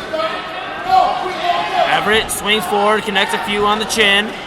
Hayes eats them. Now swings a half-hearted right hook, misses. Up against the ropes, Hayes will land 2 straights. That will press Everett back. Everett responds with a quick jab. Yeah, Hayes is looking really, really good. Not to state the obvious right now, but Hayes doing everything he needs to do in the second round, trying to separate any gap that might be there. I mean, he obviously won the first round 10-8 because of the knockdown, but still coming out much better in the second round. Really looking alive. Nice right shot there by Everett. Hayes, not phased though, comes right back forward. A few straights. Now an uppercut from the right hand of Hayes. He has Everett up against the ropes. He'll press his way forward to get out of that situation. And now the 2 men walk down the right side of the ring. A duck and a left jab to take, says Hayes. Everett, the deliverer. Final 10 seconds of the round. And a quick 90-second rounds, you got to get in and get quick. Absolutely. And I got to tell you, Eli, that one there, I'm giving to Hayes all the way. I would agree with you. I think he landed some really good combinations there. I mean, especially about middle of the round, he started throwing a flurry, and I think that's what really I would give it to him. I mean, it was a flurry, but though Everett was throwing, he wasn't out producing Hayes in that one. That's my pure opinion. I just think this fight after 2 rounds could really be 1-1. We will see. I mean, obviously the 10-8 is going to change a lot. We go to the 3rd round next. All right, we are restarting now here. 3rd round underway. Vince McKee alongside Eli Moonenham. And we're back. Here we go. In your blue corner is Adonis Hayes. And in the red corner is Chris Everett. T County for Everett. Hayes Apex. Hayes lands a nice 1-2 there to Everett. Everett tries to follow, misses wildly, tries to slide one in just in between the glove and the chin there, didn't connect quite. And now Hayes has a half-hearted uppercut, tries to follow up with one. Instead, he'll back up for a moment as Everett charges in, the 2 men separate. Yeah, I mean, I'm very impressed with what I see with Hayes tonight. Hayes has looked very good to me. I agree, Vince, and here comes Hayes. Ooh, rather Everett, a left hook. Right on the chin of Hayes. He stays and takes it. Well, I think, T County is a very smart camp. They train their fighters well. I'm sure they told Everett, hey, you're going to need a knockout to win this. Or at least a knockdown, at the very least. He definitely would need one, I think. Here comes. Even if, real quick, even if you say he won the second round, right? Okay. Yes. So then at that point, if he wins another round, it would be a draw. So to flat out win it, he needs a 10-8. If my math is correct. Go ahead, Eli. No, we'll see. I mean, I'm not a mathematician either, so no worries. Here we go. Final 10 seconds. They come to the middle. Everett charges him down. Now here comes the two men in the near turnbuckle. They'll exchange a left jab there by Everett, and that's the end of the round. Two men hit gloves, and we come to a conclusion. The official score cards are coming up next. The official decision as well. And fans, we've seen a lot of fighters tonight hit the canvas with some beautiful knockouts tonight. It's been a great night of fights. And if you're looking for the best canvas work there is, then you need Charlie the Painter. Nobody paints anything as well as Charlie. Does your home or office need a new paint job by a real pro? If you answered yes, then contact Charlie Paul with Charlie the Painter Company today. He can be reached at 330-941-0465 for your next big job. For your next job, big or small, you can also find him on Facebook at Charlie the Painter. Now, Charlie's been in business for 14 years and does each job to perfection. He covers it all, doing both commercial and residential. You get the most bang for your buck you will find anywhere. A reasonable cost for excellent work. Speaking of work, and you need to work out at any time, we all have crazy schedules, then you need to hit up the Workout Factory. Post-holiday pounds, there's always a holiday, and there's always pounds you want to work out. Check out the Workout Factory at 5508 Ridge Road in Parma, right off of, I just said it, Ridge Road. So again, Workout Factory. We're going to head up to Paul Schill with tonight's official announcement.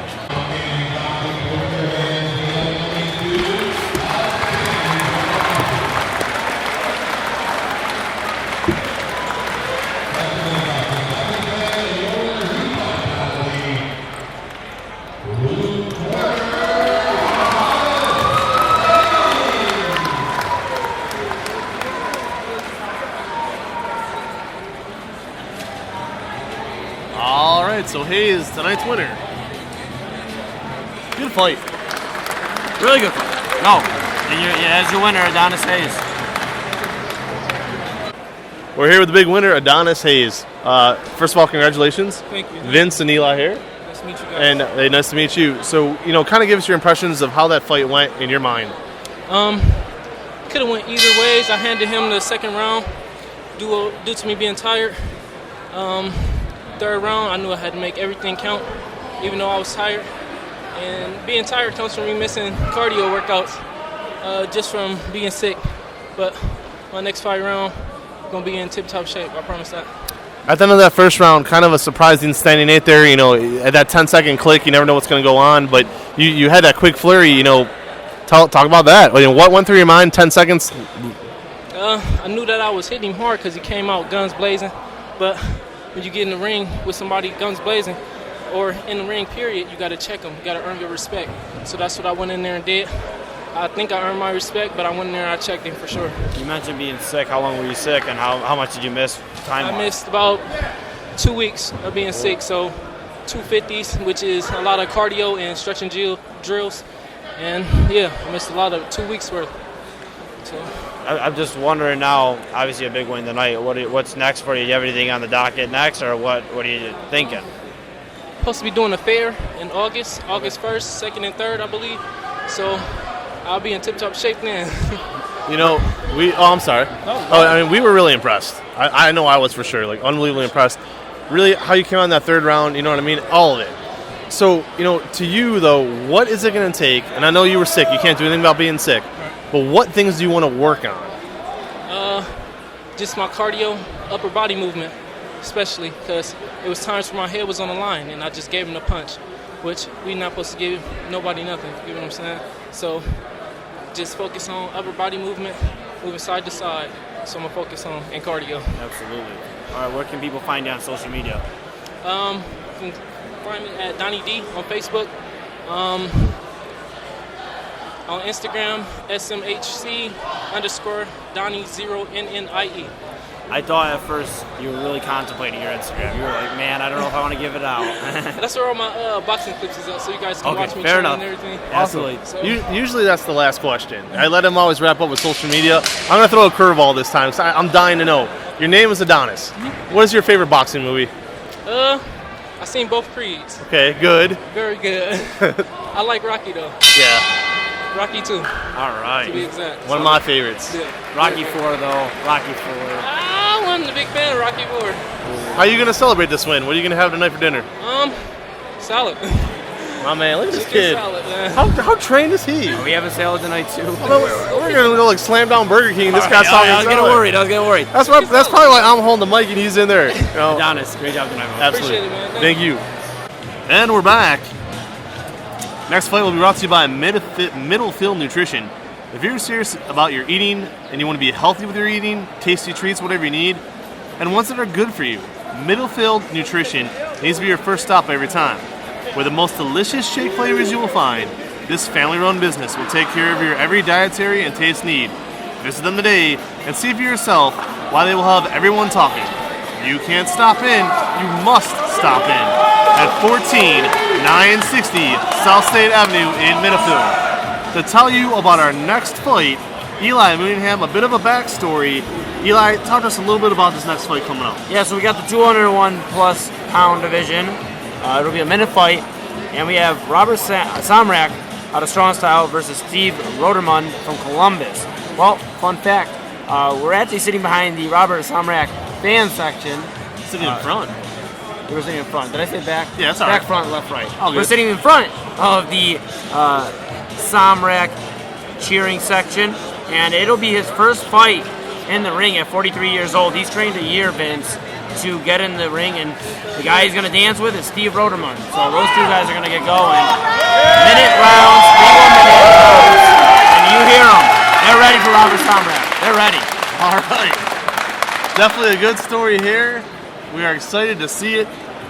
I am Vince McKee. I'll do play-by-play again here with Eli Mooneyham on color. All right, my man. Alrighty. I'm excited. Me too. I like these Are you kind of gonna say stories. this? Yeah, I'm excited. This would be good. I'm telling you, I would bring a whole cheering section if you took a year to learn how to box. One fight, please. Yeah, never gonna happen, but I would appreciate that. All right. I'd do it. I'd take a year. Would you come support me? Oh God, yeah. I'd be a quarter man if you wanted to. We're just waiting, folks, as they gather up here as they're contemplating who would get in the ring first. Vince technically got in the ring. True, years ago. All right, here is Paul Schill. This next sponsor is like 2 paragraphs. I'm gonna let you do it.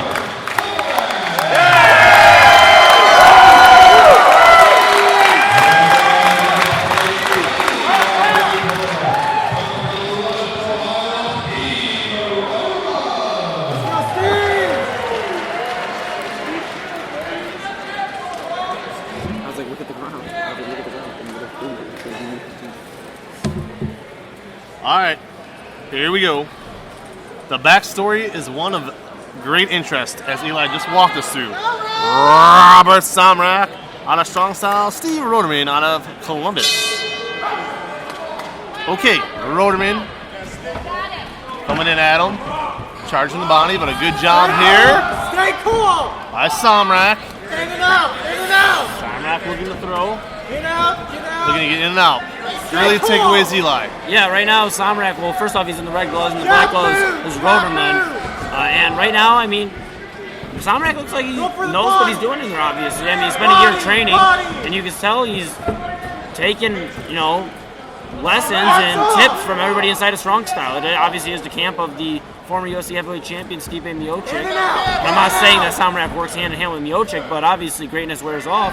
So we'll see what he's doing. Right now he's landing some good punches, not a lot of combos, but he's landing stuff. And right now he's landing more than Roderman. Roderman looks a lot bigger than 201 pounds. Well, it's 201 plus. Oh, okay, that makes sense. Yes.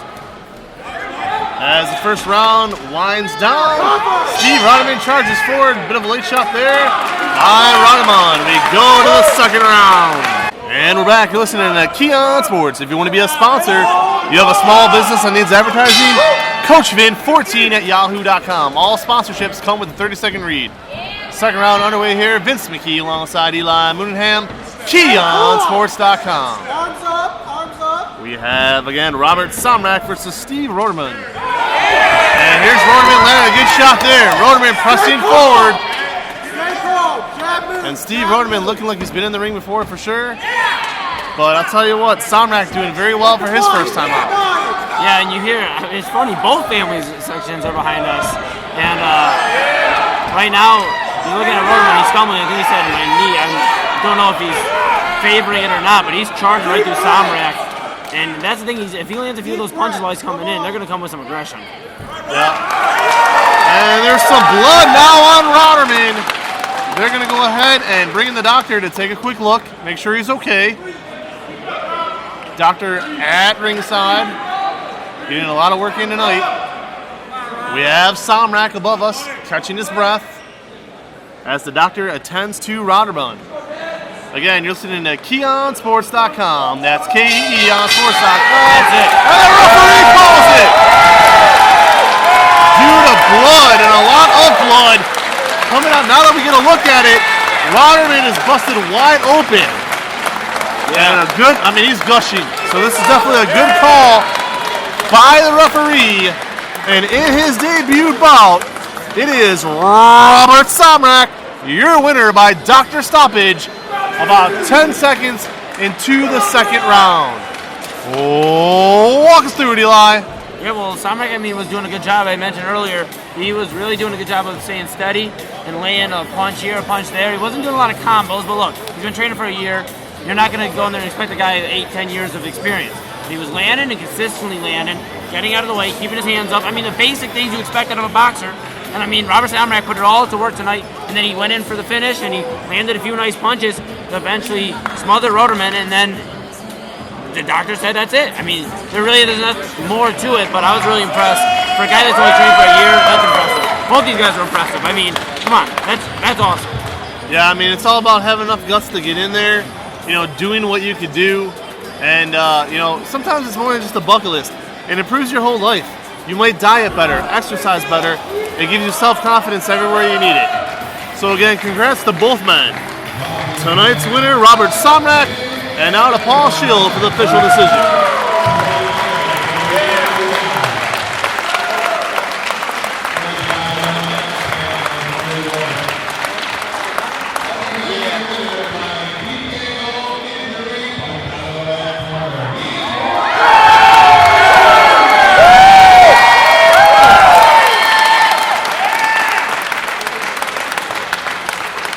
It's official, Robert Samrak is your winner. Before we go to intermission, here's Eli Moonhan to talk to you about Game Day Sportswear. Sports fans, where are you going to get the latest gear for your favorite sport team? Well, I'm sorry, don't want to hear it. The answer is easy, it's Game Day Sportswear. It's in New Franklin, it has you covered to make sure you're decked out in your favorite team's gear from head to toe. Everything. Go out and get it. It's easy. So, that's all there is to it. Game Day Sportswear. And that's it, Vince. I just want to do like a mic drop. But it's expensive. Great job there by Eli. And before we go to the intermission with the main card coming up next, I want to talk to you real quick about great house cleaning. If you have a messy house, you don't have time to clean it because you work a lot, and you work 2 jobs, or you work out at night, whatever the case may be, sometimes houses get messy and you need to bring in a real pro. Well, that real pro is Melissa Cusack. Melissa Cusack of Great House Cleaning, LLC. Reach out to her today. She does it all at 216-375-8460. It can be big or small, no matter the need. She can work a week, a year, a day, whatever you need her to do. Melissa Cusack, Great House Cleaning. One more time, 216-375-8460. Cool. Here we go.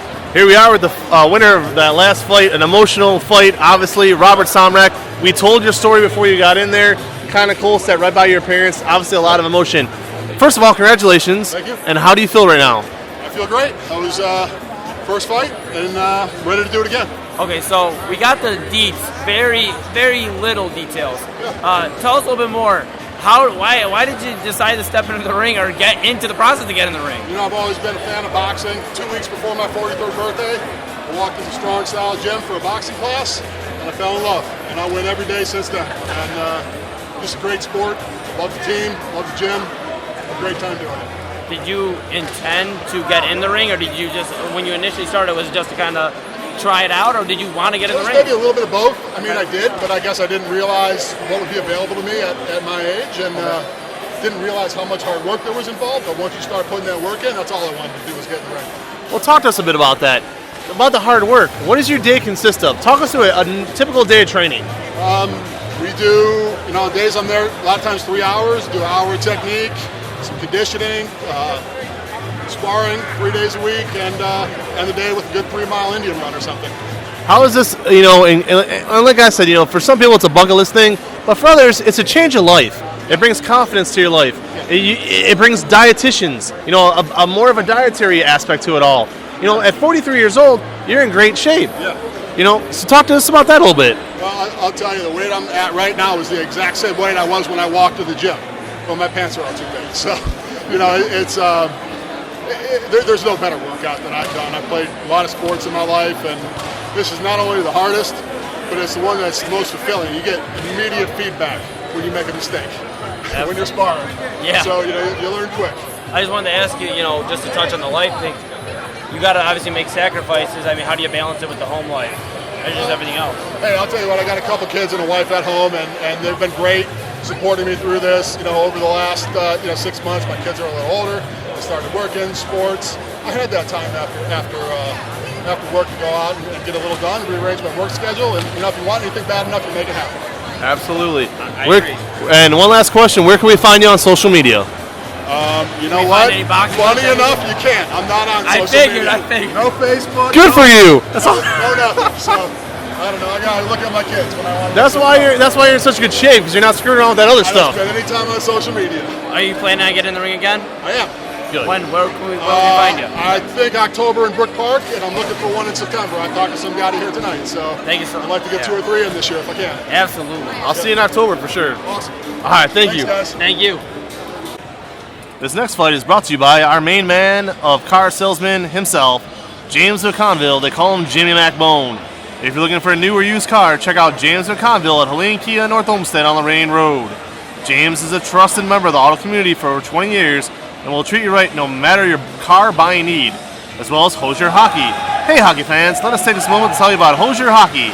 If you're looking for the very best in hockey tap, weight, last, and apparel, then Hozier Hockey needs to be your first stop every time. Find them online at www.hozierhockey.org or on Amazon. As well as soccer shots. Maggie will be on the field again tomorrow because she loves it and your kid will love it too. Check them out on Facebook, Soccer Shots Cleveland. And if you're looking to buy a new or used house, our newest sponsor, thank you, Teresa Sabin. Her real estate company is Teresa Sabin Real Estate. And you can find her at Century 21 Asa Cox. Stay tuned for more information on Teresa Sabin, as well as Airport Go-Kart. If you're looking for a fun time with your kids or friends once the weather starts to warm up, head over to Airport Go-Kart at 16208 Brook Park Road in Cleveland.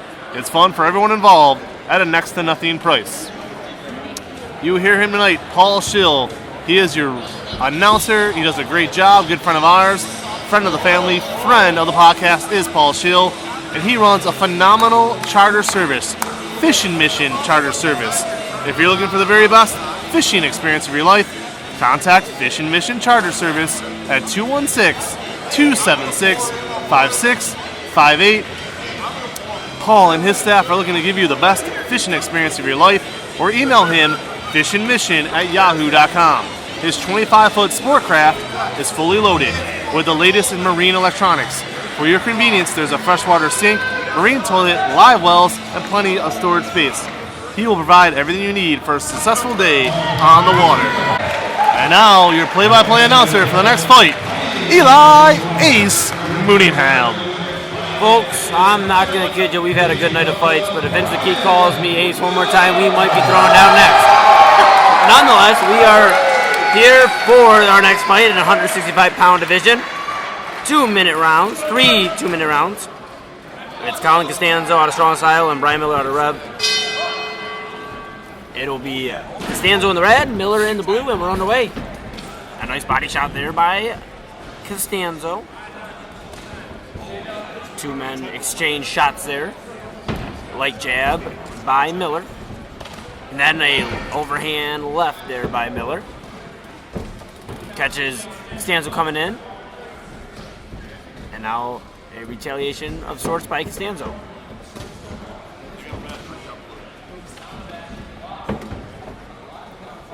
A Faint jab there by Costanzo. Trying to test the waters. Connects with the right. Misses on the left there, and connecting on the other way is Miller. Nice little 1-2 combo there by Miller. He backs up against the ropes. And on the left side of the ring, now into that back turnbuckle, and Miller will walk straight and narrow down those ropes. Eats a body shot from... Rather, Miller was walking down. Costanzo hit him with a body shot. My apologies, folks.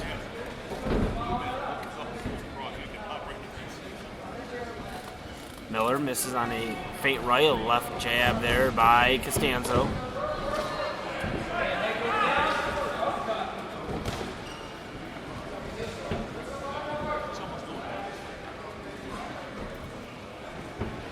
And both men trying to set something up here, and it seems like neither can get the opening they're looking for. A nice few combinations, a nice left hook there, right by Miller.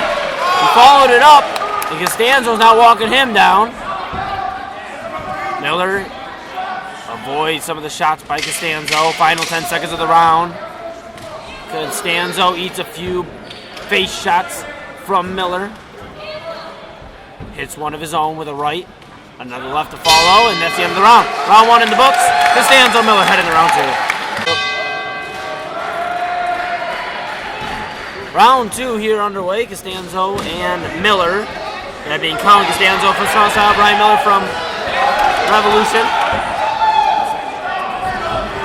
A nice left there. Snuck it on the chin of Costanzo by Miller. Miller, another left. That was a straight. And he keeps turning his shoulder to make sure that Costanzo can't land anything clean. A nice right there by Miller, scratch that. Avoids that one, now leans back in and gets blocked there by Costanzo. Miller being the aggressor, but Costanzo has had his moments. A miss of an uppercut there by Miller, but he'll continue to walk into his opponent. Now they're locked up in the clinch, and the referee will call for a break. A brief one at that. Now back in a straight left there by Miller. Costanzo comes down and strikes down on the chin of Miller while he was weaving out of the way. He ate a shot to the face because of it. They separate for a moment. Miller hits a swinging left hook there. It wraps around the head of Costanzo, and they'll break for a moment here against the near turnbuckle and ropes by our broadcast booth. Eli Mooney, I'm here with you on the call. Vince McKee taking a break for a moment. He's a very busy man on Keon Sports, so I'm sure he's running around making sure that you are the next person to listen and get hooked on the wave that is Keon Sports. Here we go against the ropes. Costanzo swings the momentum, now puts Miller against the ropes, and we'll get another break. Back to the center of the ring we go. A right there by Costanzo, followed with a return by Miller. He connects with one more as he falls through in the clinch. Now lands another straight left. He's got Costanzo rocked, and we'll get a break. We'll get a standing 8 count here by the official. Costanzo looks like he's ready as soon as the official calls him forward to make sure he is okay. He's good to go. And we're going to have a moment here as they're going to put the mouthpiece back in. Costanzo had lost his mouthpiece. I must have missed that somewhere in the action. So Strong Styles Brian Gideon will put it back in his mouth.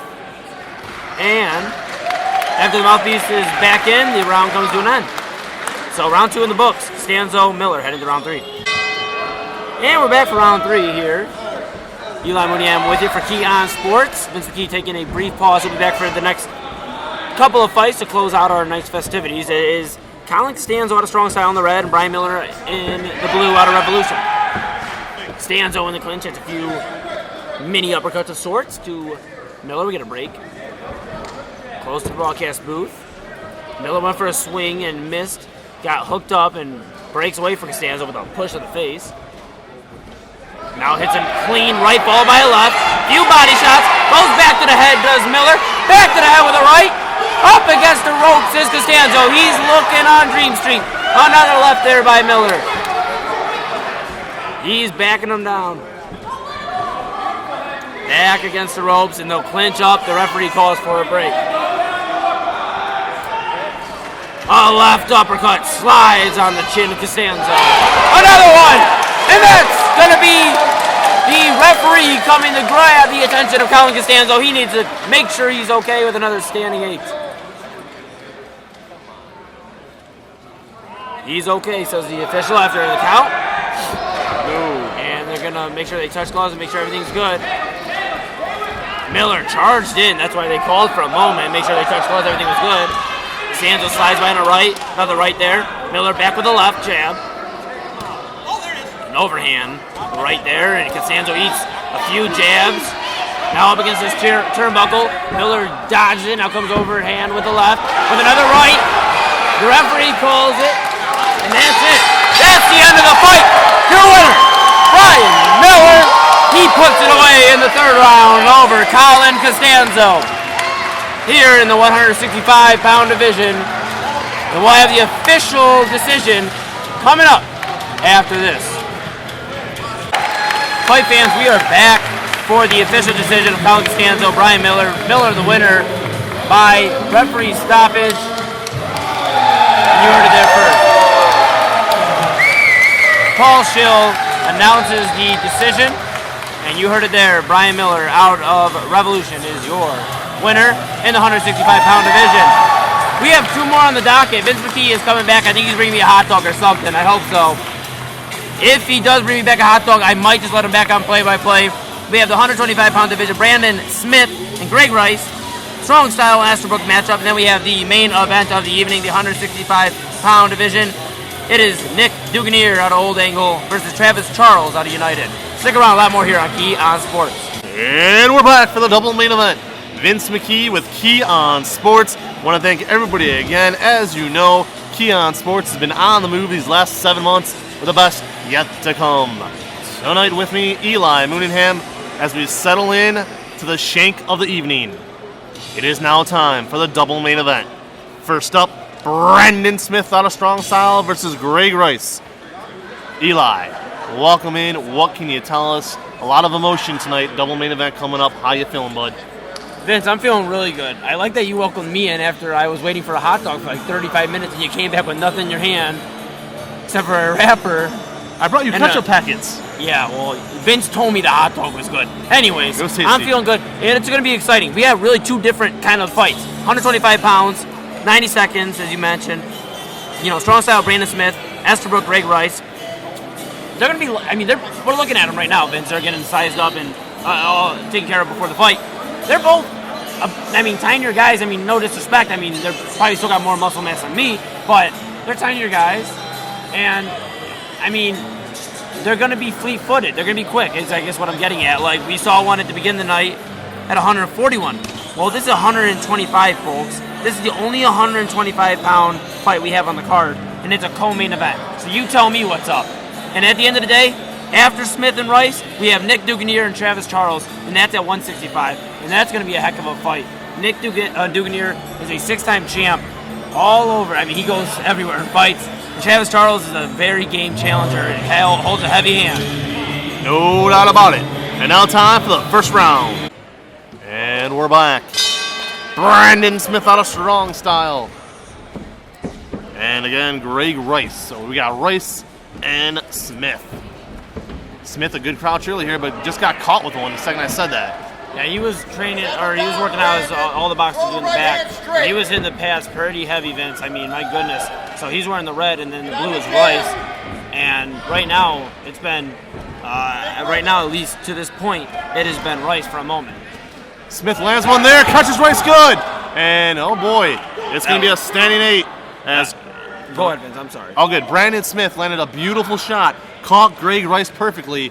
And we saw, like Eli just said, Brandon Smith warming up in the background there, and he's dangerous. Let's see what happens here. A standing 8. Referee will resume it. Brandon Smith comes back out at him. Good crouch there by Smith. Peppering the jab. And Rice on his heels a little bit here. Nice shot there again by Smith. Smith looking in.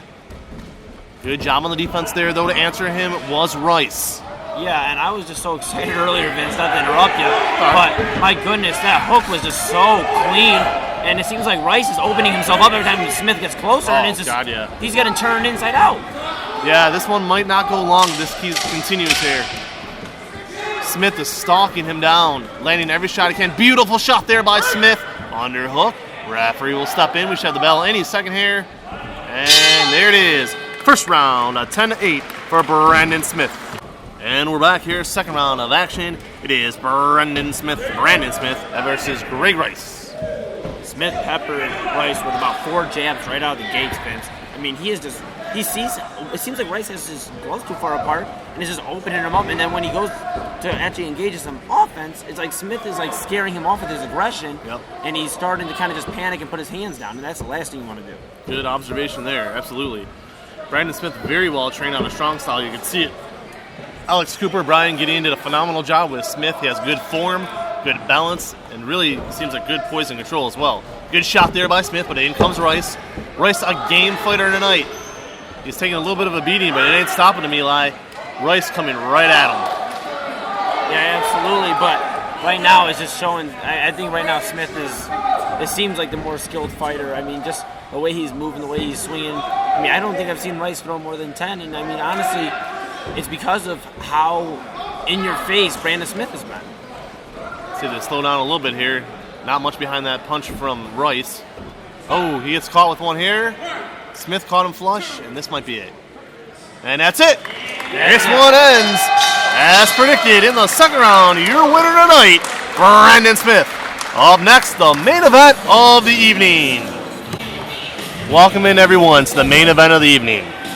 Nicholas Tricky Nick Duganier out of Old Engle, taking on Travis Charles out of United. These are the fights why people become boxing fans. You watch a fighter like Nick Duganier and you can't help but like him. He's aggressive, but he's smart. Tonight, the lanky challenger in front of him is Travis Charles, as we've spoken about. Travis Charles with a tremendous heart. This kid will not stop coming, but either will Nick. Expect a 3-round war tonight. Nicholas Duganier, again, only a couple years into the sport. He's undefeated. He's a man who strikes fear in all of his opponents. Travis Charles, much the same. Charles, look for Charles to use that length tonight. Can he stave off the never-ending attack of Duganier? Time will tell. I am Vince McKee alongside Eli Moonenham. One more time, guys, we welcome you in. It is now time for the main event on Keon Sports. Sit tight, put your feet up, and enjoy. And out of Paul Schill.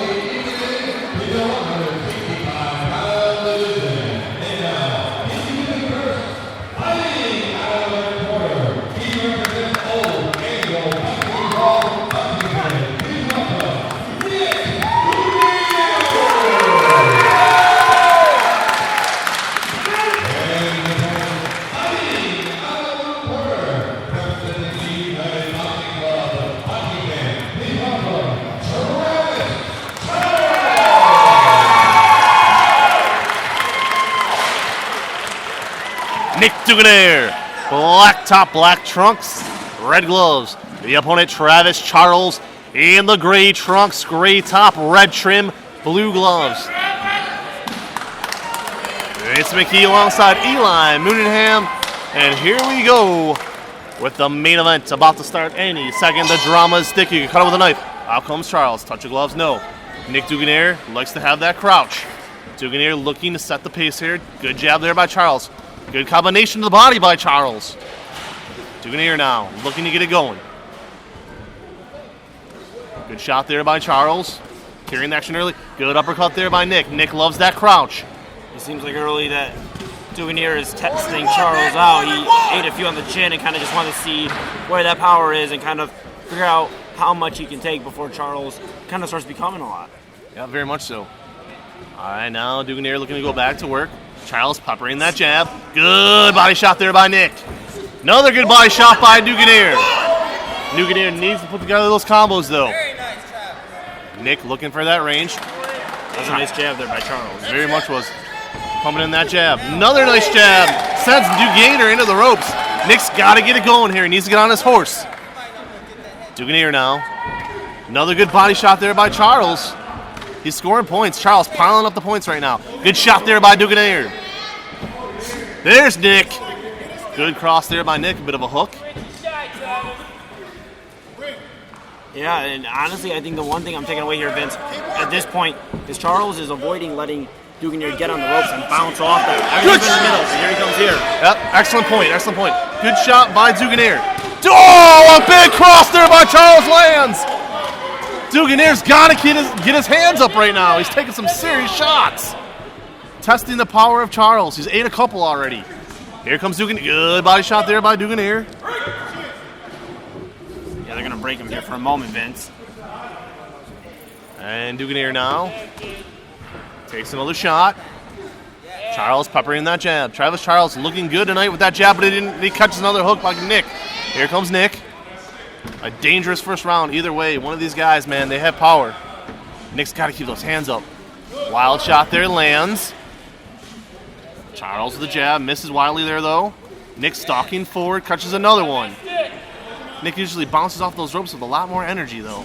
Yeah, he caught a little mini uppercut there by Charles. He pushes him up against that turnbuckle. He ate a little uppercut. He leaned into that one. He wants to test him. He wants to see what he has, and none of them are phasing him. He's getting hit hard. Duganier's another one. got to uncork right now. Nick's got to uncork. He's got Charles in the corner right now. And the referee will go ahead and break it up. Travis Charles has looked fantastic in this first round. Probably the best I've seen Travis look. Looking real good. Good shot there by Charles. Nick bouncing back though. But here comes Nick. 10 seconds to go in the round. Nick charging forward. Here comes Nick again. Wild shot misses. Little low, little high. Nick again. Wild shot gets caught coming in. Good ducking there by Nick Duganier. And the first round comes to an end. We go to the second. Second round on the way here. Nick Duganier versus Travis Charles. Charles and Duganier. Duganier coming out, pumping that jab. Jab your way in. That's Travis. it, Nick. Charles now with good footwork there. Here comes Duganier. Good shot there by Duganier. Jab your way in. Keep it And up. what does Duganier need to do a little bit differently in the second round, and what does Charles need to do to keep keep the pace? Like I said, I like what Charles is doing. He's really not letting Duganier get on the ropes and glide across them and do what we were talking about earlier. He's doing everything. He's keeping everything, all the action in the middle of the ring, and he's striking and finding connections. Whether Duganier's allowing it or not, he's still landing, and that's going to count on the judges' scorecards. For Duganier, I think it's just more of this. Push Charles, give him pressure, and open up these opportunities to kind of free yourself and dance a little bit. I mean, No doubt about Duganier it. likes to dance. No, I agree too. And I mean, Charles has done a great job tonight peppering that jab, utilizing that jab. He's making Duganier pay every time he comes in. Here we go. Let's see what adjustments they will make early on in the second round. Both fighters. Gas tanks will be tested though, because they're hard hitters. Duganier, a little bit of blood I can see kind of trickling from the nose there. Uppercut there. Yeah. Yep. And you can see he just wiped it, so you can see he notices it right now. That blood. Duganier going to go to the corner here. He's got his blood trickling out of the nose. Work the jab and the Both double fighters will jab take on a the breath ring. right now. Yeah, they're fixing something with Charles's headgear here. As Duganier will pause here in the corner right in front of us. About, midway through the second? About probably a third of the way there, I'd say, maybe. Good breather here for both fighters. Reset the action. Duganier and Charles. Duganier out of the red corner, Charles out of the blue. Referee will reset it. And one thing I will add here, Vince, before we resume, we must watch the cardio. That was a big thing in the last fight with Travis Charles against Ben Cantrell. It seemed like near the end, the fatigue might have kicked in for both fighters. And right now, 1/3 of the second round looks to be complete. He's doing a good job of holding Duganier at bay. Can he continue it, though? Yep. And Duganier got cleared by the doctors to continue. They wiped the bloody nose. Got to keep your eye on that for Duganier with that blood. Travis Charles continuing to pepper that jab. Duganier charging forward, though. A better second round right now out of Duganier than he had in the first. Maybe a bit of a wake-up call. Sure does. Here comes Duganier charging forward again. Trying to pressure Charles. And we will see where it goes. Wild shot there. Just nearly misses by Charles. Referee will step in. Duganier coming forward here. Hands up. Looking to land that shot again. And Charles doing a good job staying at bay, and Duganier definitely a lot better in this second round right now. Well, he's starting to find the body now, Vince, and he's starting to steadily walk him down. He knows he has to eliminate that range. Charles has landed a few there, and now the range is gone. Yep, absolutely. Duganier looking to make him pay, coming at him, chasing him. Good body shot there by Duganier. Good crouch. Another good crouch and another good body shot by Duganier. Throwing hands right now. Duganier has him in the corner. Needs to be careful of that power of Charles, though. That was a good right overhand jab, though. No doubt about it. Good body shot there by Charles. Excellent uppercut there by Duganier. Now Duganier has him on the ropes. Charles battling back right in front of him. Beautiful uppercut there. Answered by Charles.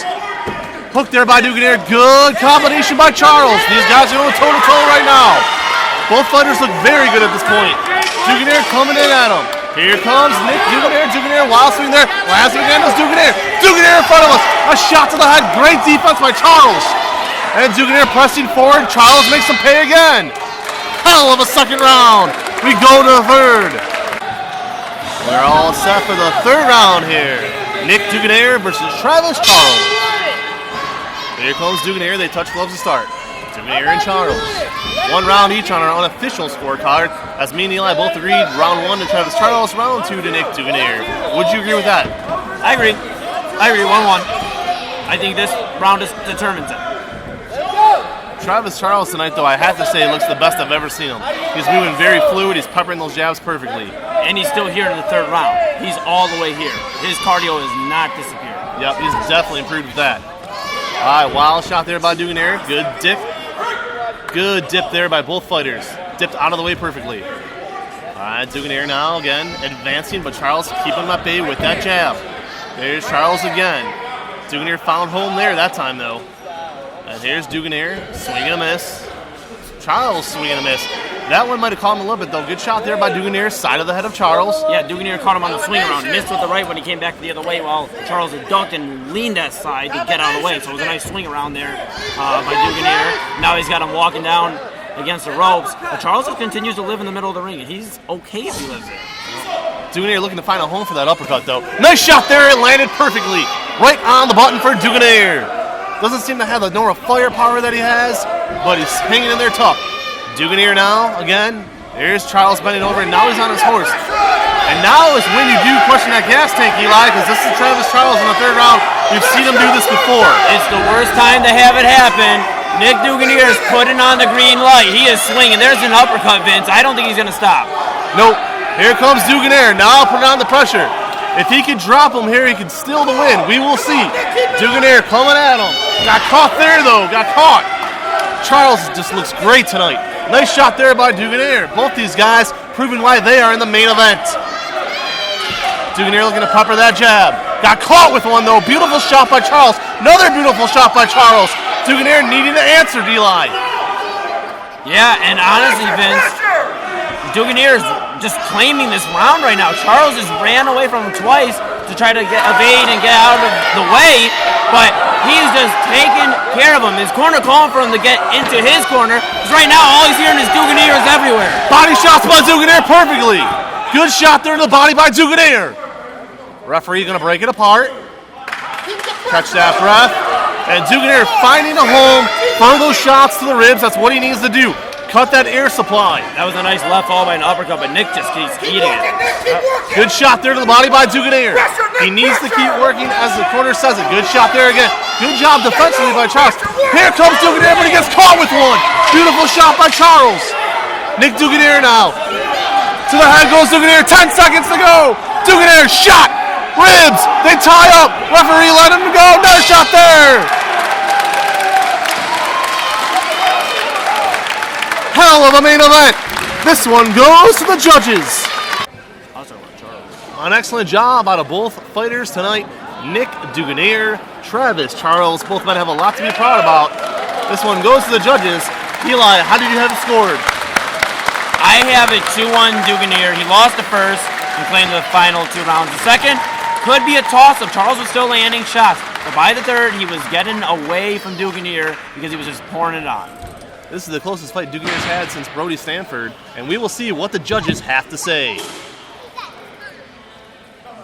Definitely high drama right now. Drama so thick you could cut it with a knife. Nick Duganier, Travis Charles, both men a ton to be proud about tonight. Now to Paul Schill.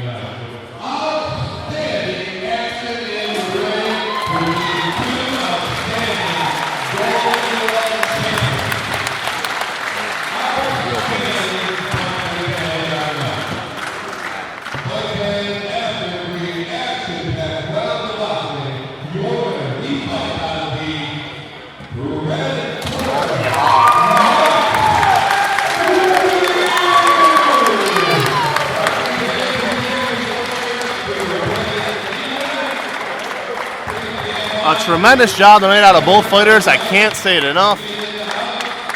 The winner out of the red corner, Nicholas Duganer. Eli, your final thoughts on that fight? I thought it was a really interesting fight because at the end of the day, I was just so impressed with Charles up until that third round, cardio-wise. I thought I'm not impressed by him, but the cardio, we thought it was there. About a minute in, he just went out. The cardio went goodbye. And Duganier smelled blood in the water. He just kept teeing off, kept following him, teeing off, would not let him escape. And like I said, the only thing I could see Charles getting this round and winning it is maybe getting the second round because he was still landing punches. That's it. But Duganier turned it on when he had to, and he won the fight because of it. He made sure to keep pushing the action even when he wasn't winning. Absolutely. And then we just saw the performance of the night went to Andre Donovan. No surprise there. We're going to try to grab a quick word with Duganier before we sign off. Here we are. Man, a nail biter there, Nick. No doubt about it, but an excellent job tonight. Nicholas Duganier, first and foremost, congratulations. Yeah. And I got to ask you, I've been covering a lot of your fights, very impressed by your work. It's the first time I've seen you bleed. As a fighter, seeing your own blood, what does that do for you? Because it motivated me. It motivated me. Simple as that. It was my first time bleeding. Hey, dude was fast, man. He was fast. He was a little bit. I wanted to counter him. I thought I was going to be able to counter the punch a little bit. Good for him. I really had a hard time. I knew I could have finished him, but his pushing and holding, that's something that I'm going to go back to the drawing board and fix on. Because if that was the case, the way he was laying down, I should have been able to do more. But credits to him, man. He had a good uppercut, good straight. Can't hurt me, though. I mean, I hope I proved that because I took some big shots tonight. You did. And I didn't hope I showed much of a reaction. But I just grinded it out, man. It was a grind out fight. I need these kind of fights. Thanks, Cliff. All right, thank you. But just support from family and friends, and I appreciate it. And Charles, man, he's a hell of a fighter. He's no slouch, and he tested me today, and I just got to get some rest, man. To be honest, I got to get some rest. I just spent a whole training camp without running, so I paced myself a little bit, and I played his game too early. But I feel like I dug deep and took just enough. Personally, I think I did, but I want to hear your guys' opinion. Honestly, I don't. I think here's my take on it. I thought in the second round when we were calling it on the broadcast, I thought that's where it kind of opened up for you. I think the first round you got out of the gates a little bit slow. Maybe I don't know if it was not expecting the kind of power or whatever set behind the shot. I mean, can you talk us through that first round and then into that second round? I think middle of it is where it kind of opened up for you and kind of switched. It was just his speed, man, and I didn't use my jab early. I didn't set up, and he ducked underneath my power shots. He rolled his shoulder and didn't let me land the big left hook. So I was missing the left hook, and he covered his body good for a big guy. I was really shocked. I don't know if you guys saw that, but he covered his body really well. Thanks, Paul. Really well for being tall. Like, his body to me was not, I was looking for it, and it was not that exposed. And then when you get close, he pushes off with his long arms. So I just was trying to figure out these different ways, and, I learned a lot tonight. So it's all good. I was going to follow up with that. It seemed like early on you were also, I think you brought it up, lifting your chin out to kind of test a few of those shots, or did I see it wrong maybe? I was telling him that he couldn't hurt me. He was getting tired because he was getting tired. So I told him, you're getting tired, keep throwing.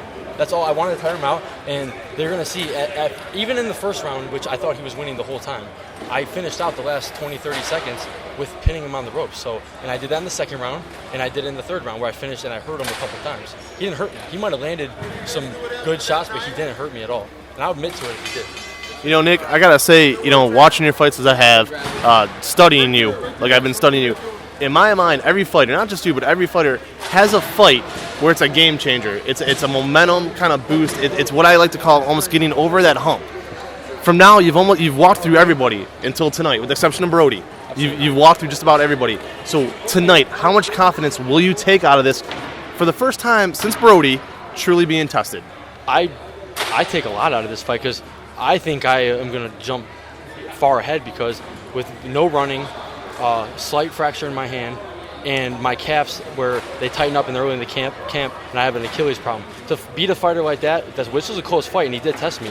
I feel like that's only going to be easier for me from now on, because I really wasn't in shape to go 3-3s with the guy, and he tested me and it motivated me with him pushing those punches like that. I thought he was going to crumble a little earlier, and he kept throwing hard ones, and I liked it. That's what I liked. That's how I like to fight. I don't need every fight to walk through. I'm here to learn and get better. That's what the amateur is about. So yeah, I'm going to take this as 10-0, and that fight could have gone either way. I really do believe that. I just think I took the edge because each round I closed out a little bit stronger. So, and I think as me being a champion, you're going to have to really take it from me. And he couldn't hurt me. He landed good shots, but he couldn't hurt me. And he got hurt a couple times. So, and I didn't hold, and I wasn't pushing. So hopefully the judges see it the right way, and they have been. So that's what I take out of it. Hey, you won. So congrats. I know. I mean, we don't mean under pressuring you, but heck of a job. Congratulations. I'm gonna let Eli close it out. Thank you. I just want to follow up real quick before that. I just want to ask one more. So at the third, he started kind of evacuating almost. Yeah. Did you sense that's when it's kind of time to turn on the jets? Yeah, I wanted to keep pressure so they see this last minute or who's finishing this fight strong. Do you think you could have finished him? I tried. Okay. I tried, but I tell you, the push away and the holding, I seen he was hurt a couple of times, but the pushing and the holding takes you back just far enough, and then he would throw a nice big hard counter. He did, and he was landing them. Right. So credit to him. Man. Absolutely. Credit to him. him. All right, now we're going to completely switch gears. People got to see and follow you, know where you're at, where they can go see you fight next. Where's social media? September 21st, Pittsburgh. I'm there. What about social media? Social media, Nick the Barber 216. You can follow me on Instagram, or Nick J Duganier on Facebook. You can follow me. And if somebody wants to get a really good haircut from you personally, where should they go now? You go to Harb's Barbershop to come see me. All right. We'll be there. Congratulations to Nick Duganier and all the fighters tonight. For Eli Moonenham, this is Vince McKee. You've been listening to the Kia Sports.